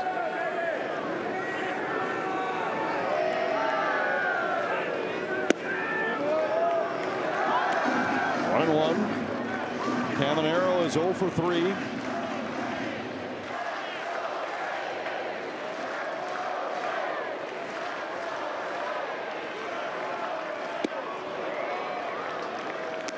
And that's that 4th pitch that he's added in, that sweeper. So you see spin as a hitter. The previous pitch, a curveball. This one a little different coming out of the hand. You get the chase on it.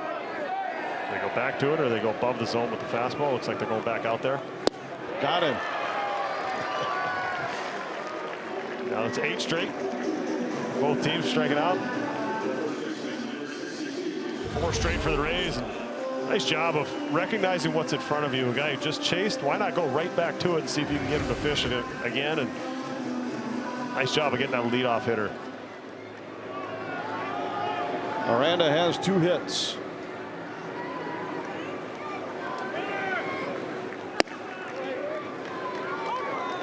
101 miles an hour for strike one. Just a little get me over heater.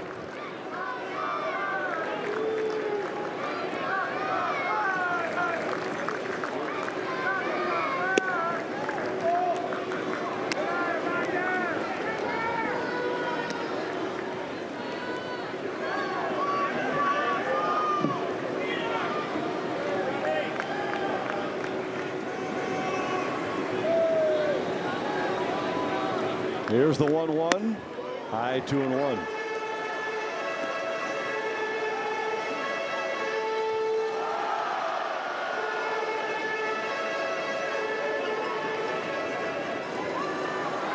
Aranda had a home run in last night's game. Called back, and it's 2-2. Auto owners thinks the more you protect, the more you should save. And that's simple human sense.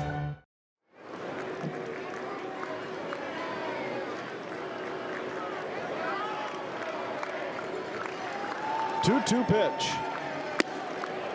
And now 3-2.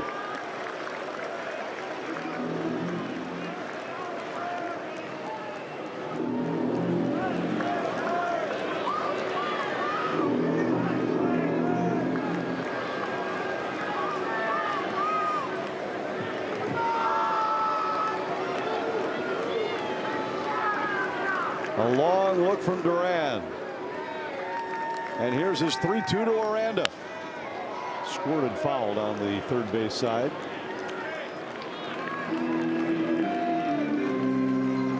How differently does Duran pitch him with a 2-run lead here as opposed to if the lead was only 1? Yeah, I think you're understanding you don't want to allow a free base runner to make him earn his way on. And he does just that.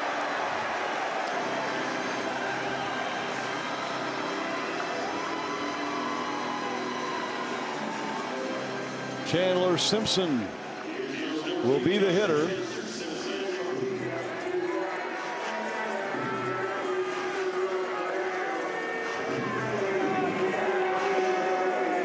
Rays will use a runner for Aranda. Walls will come in to pinch run.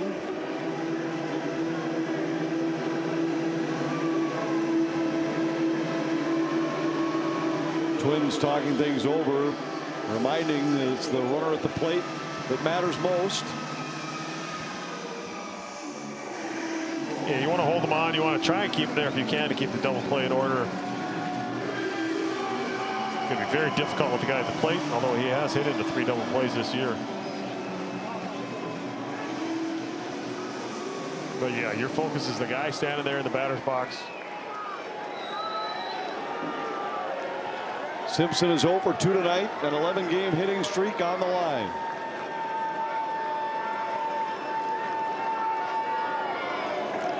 It's a good hold.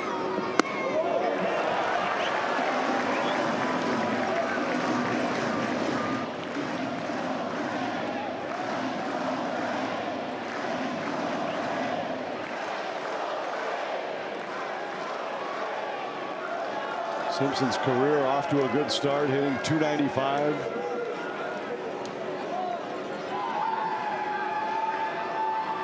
Runner goes on the 1-0, and Jeffers will not throw. Yeah, Ty France before that pitch had moved behind the runner at first base, so they were conceding that. They didn't want to give up range at first base for him to pull the ball down the line. See it right there. Jeffers not even attempting a throw. Will not go down as a stolen base. Defensive indifference. More importantly, Duran has fallen behind Simpson 3-0. Decided to go with the 2-0 curveball there. Didn't land it. Just trying to find something to get him back in the zone.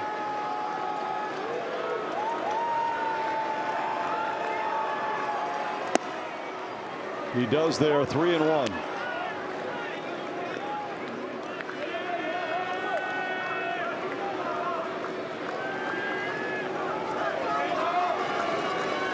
Caballero on deck. Twins by 2 in the ninth. The 3-1 to Simpson. Down the left field line and twist foul.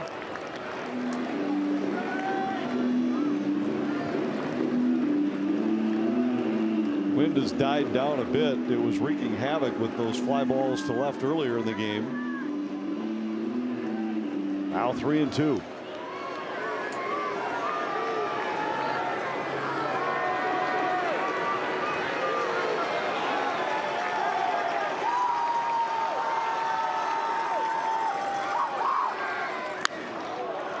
Another foul.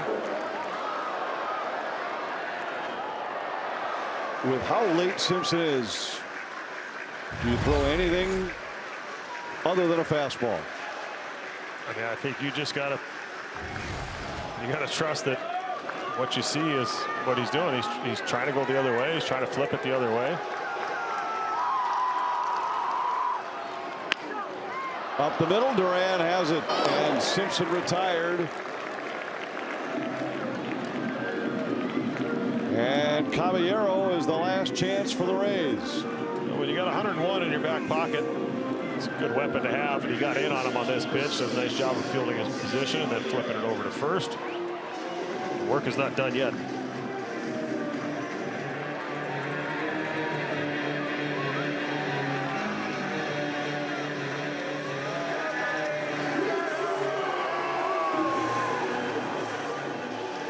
Another conference at the mound among the Minnesota infielders. Like what we usually see, Jeffers having a conversation, but then Correa coming in just in case there's any translation needed, making sure everybody's on the same page. Communication is happening the way they want it to, and maybe just another reminder, give him a little break after that play, give him a little breather, and remind him that guy at third base does not matter. As much as he would like that run to not score and going against his ERA, it's the guy standing in the batter's box is where all your attention goes to.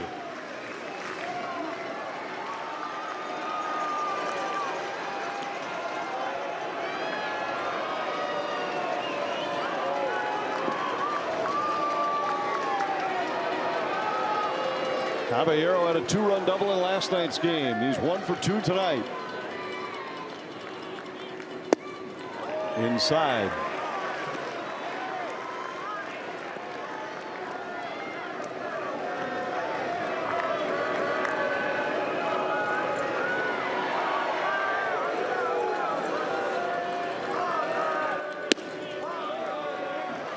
And now Duran behind 2-0.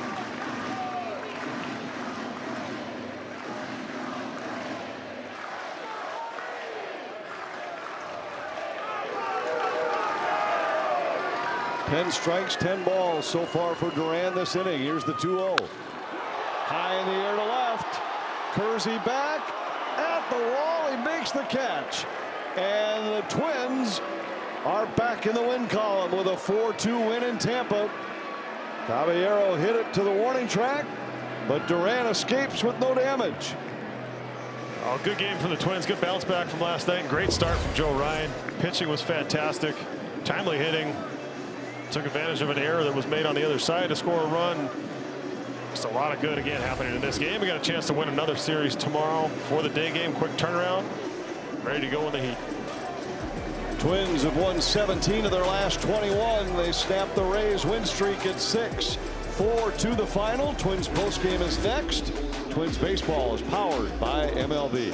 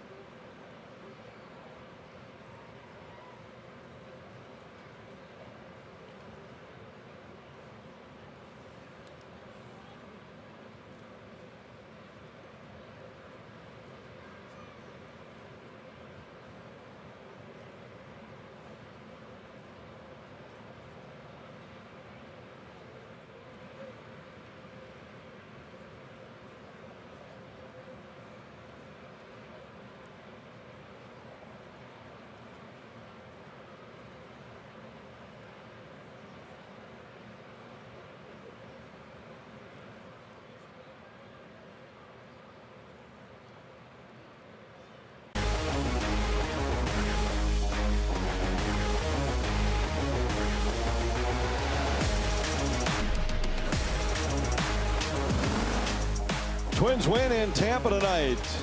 Twins postgame is presented by Treasure Island Resort and Casino.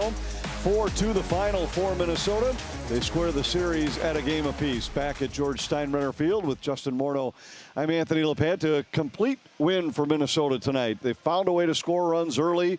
They were able to make some big defensive plays to keep the Rays off the board, while Joe Ryan seemed to find his footing later and then got the big performance out of the bullpen to seal it. This looks like pretty much many of these wins in the month of May that we have seen very similar way. The pitching was good, timely hitting, just everything that you needed to have happen to win a ball game on the road, and they did just that. When you have pitching like Joe Ryan, like the Twins have, the ability to get out of trouble like he had early by missing bats, it sets up a good formula to win, and there's a lot of confidence this team is playing with right now. They feel like any game they feel like they can win based on their pitching and the way the guys are coming through with the at-bats, and guys are getting playing time that weren't here at the start of the year, doing a good job of putting them together and coming up with some big hits. Included in that list is Cody Clemens, who's been terrific for Minnesota. Added a home run tonight. He now has 11 extra base hits in his games in a Twins uniform. Went deep to give Minnesota a 2-0 lead in the second inning. Yeah, he's 4 home runs on the road warrior, and this one just kept carrying for him out there. Good swing. Pops in the house. We have to get Roger a seat on that team plane if he keeps hitting home runs every time he's in the ballpark. But all kidding aside, it always feels good when family's there and you get to thrill them. You get to go down and see him in the tunnel after the game, smile, and I'm sure Pops is proud after that one because he's done a great job of fitting in with this team. And the defensive play, let's not forget that. Nice diving play also. Made a great catch out in right field, a position he hasn't seen a ton with the Minnesota Twins. So nice job of Cody Clemens being a big part of this win. He's had success on the road. He's had success both with the glove and the bat. Big part of the win tonight. He's with Audra Martin. All right, Cody, that was a great win here tonight. You know, last night got away from you guys late, but tonight you stayed the course from start to finish. How important was it to have this kind of response? Yeah, it was great. I mean, we put together some great at-bats today, hit the ball hard, and scratched a few across. So all around, you know, Joe threw a great game and kept us in it, and I'm happy we scratched, you know, some runs across for him. And what do you know? It's a win that includes another huge home run from you. What can you say about what you have been able to do right out of the gate to contribute to these wins for your new team? Yeah, I mean, it's nice to contribute and help the team win. That's really all the mindset that I have to try and do for this team, and you know, I'm loving the start that I've had here. Carlos Correa, you know, at this point, we didn't know when he would be back out on the field, but ever since he's hitting .375 home runs tonight, 3 hits, how important is it? And what does it mean to this team that he was able to get back to work and pick up right where he left off? Yeah, it's amazing. You know, we always need him on the field. He kind of leads the team, and you know, it's nice to have him back. He's having great at-bats and seeing the ball well, so we're super pumped he's here. Well, congratulations on the win. Well done once again. Keep crushing the baseball like you've done all season so far. Thank you. Cody Clemens, just a home run hitting machine. He's been unbelievable since joining the Twins and a really big part of a great win here in Tampa. 11 of his 17 hits with the Twins for extra bases, including 5 home runs. Audra mentioned Carlos Correa and his return.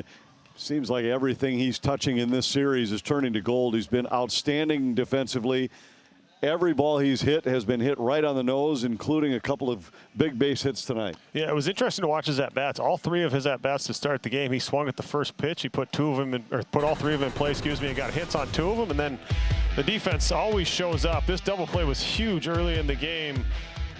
Did a nice job of timing that up perfectly, giving a good feed, and then a little first and third, trying to steal a run with 2 outs, and ran that old play where he came in and cut off that ball, and then nice little hustle double, hit hard down to the corner, good kick, and that added to another run being scored. So Carlos Correa showing up every night like he does, prepares as well as anyone in the league, and defense is always there. Now good to see the bat has continued to hit like he has for most of this month of May. It was an interesting pitching matchup tonight with a couple of starters that have been drafted by the Rays in the same draft class. Joe Ryan dealt to the Twins in the Nelson Cruz trade, and he just seems to be getting better and better. Twins now 5-1 in his last 6 starts. He fought through some struggles early, had to pitch out of a couple of jams, but then was terrific in the middle inning. Yeah, there was that battle factor, but his ability to miss bats is huge for him. And not only with the fastball, he was able to get a couple of strikeouts with the sweeper. And he always has that fastball in his back pocket, that four seam that he's able to ride to the top of the zone. And I think when you have that as a pitcher, when you have that weapon, and the hitters know it as well, they're going into that bat saying, if he throws me a fastball, I have to find a way to get on top of it. And your focus is so much on one pitch that when he drops that secondary stuff in there, he's able to get a lot of swing and miss on those pitches as well. So just a real good display in how to pitch in the big leagues, how to battle, how to compose yourself. We saw him go back off the back of the mound a couple of times, take some deep breaths, making sure he was getting himself reset, because there was a little bit of frustration in that start where he didn't feel like he was throwing the pitches or throwing the ball as well as he would like to. But you mentioned it, he really did settle in those last couple innings and dominate. Got some help from his defense, a double play, a caught stealing on a double steal attempt.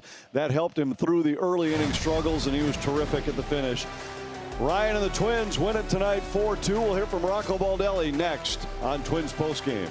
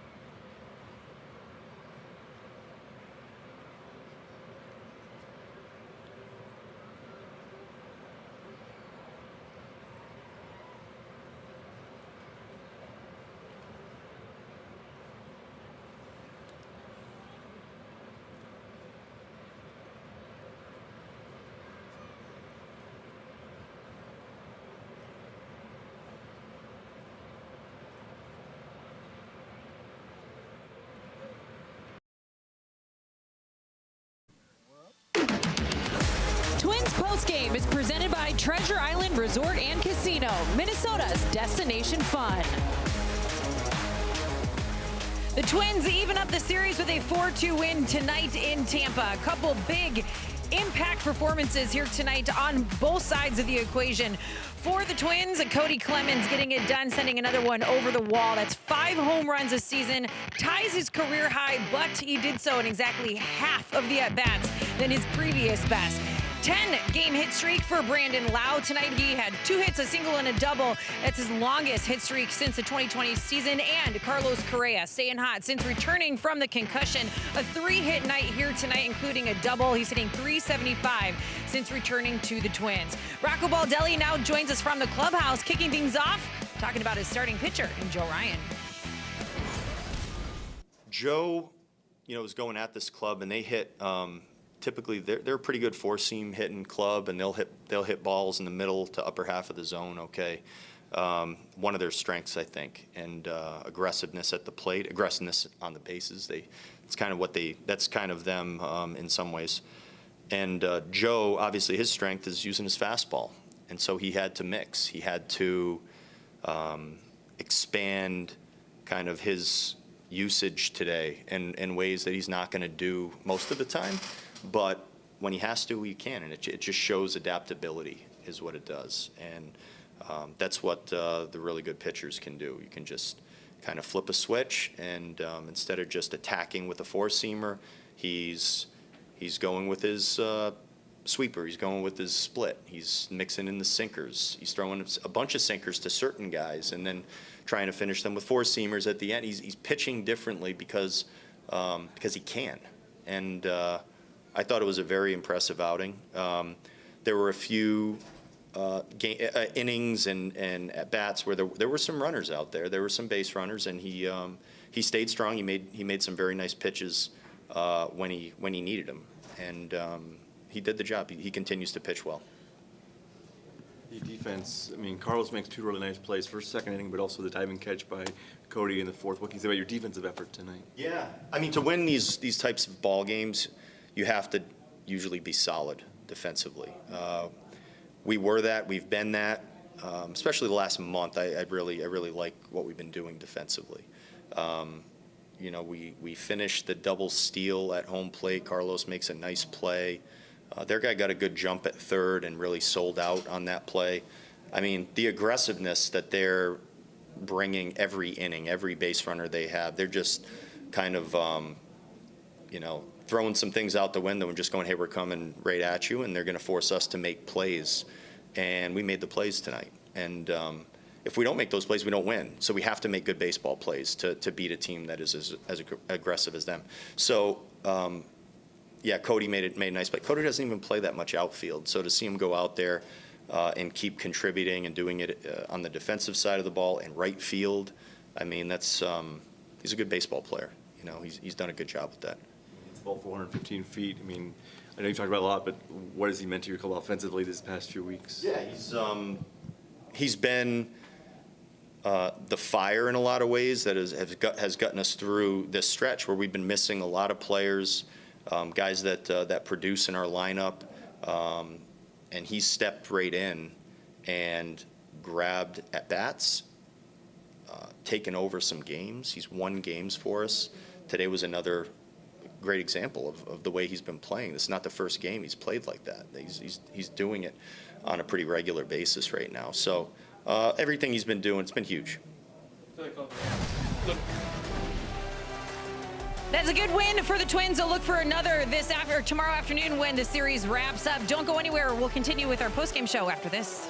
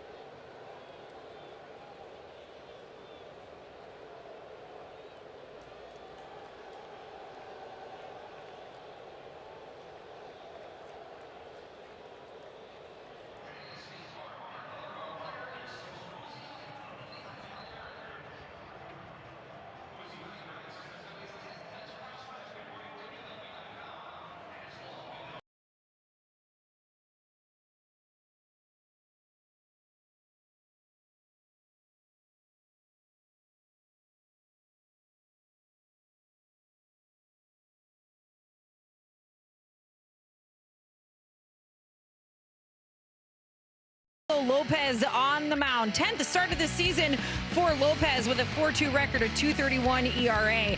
He'll square off against Drew Rasmussen, who has an impressive couple of games going. He's coming off of back-to-back wins, both 6 shutout innings of work for the Rays. So an intriguing matchup out on the mound.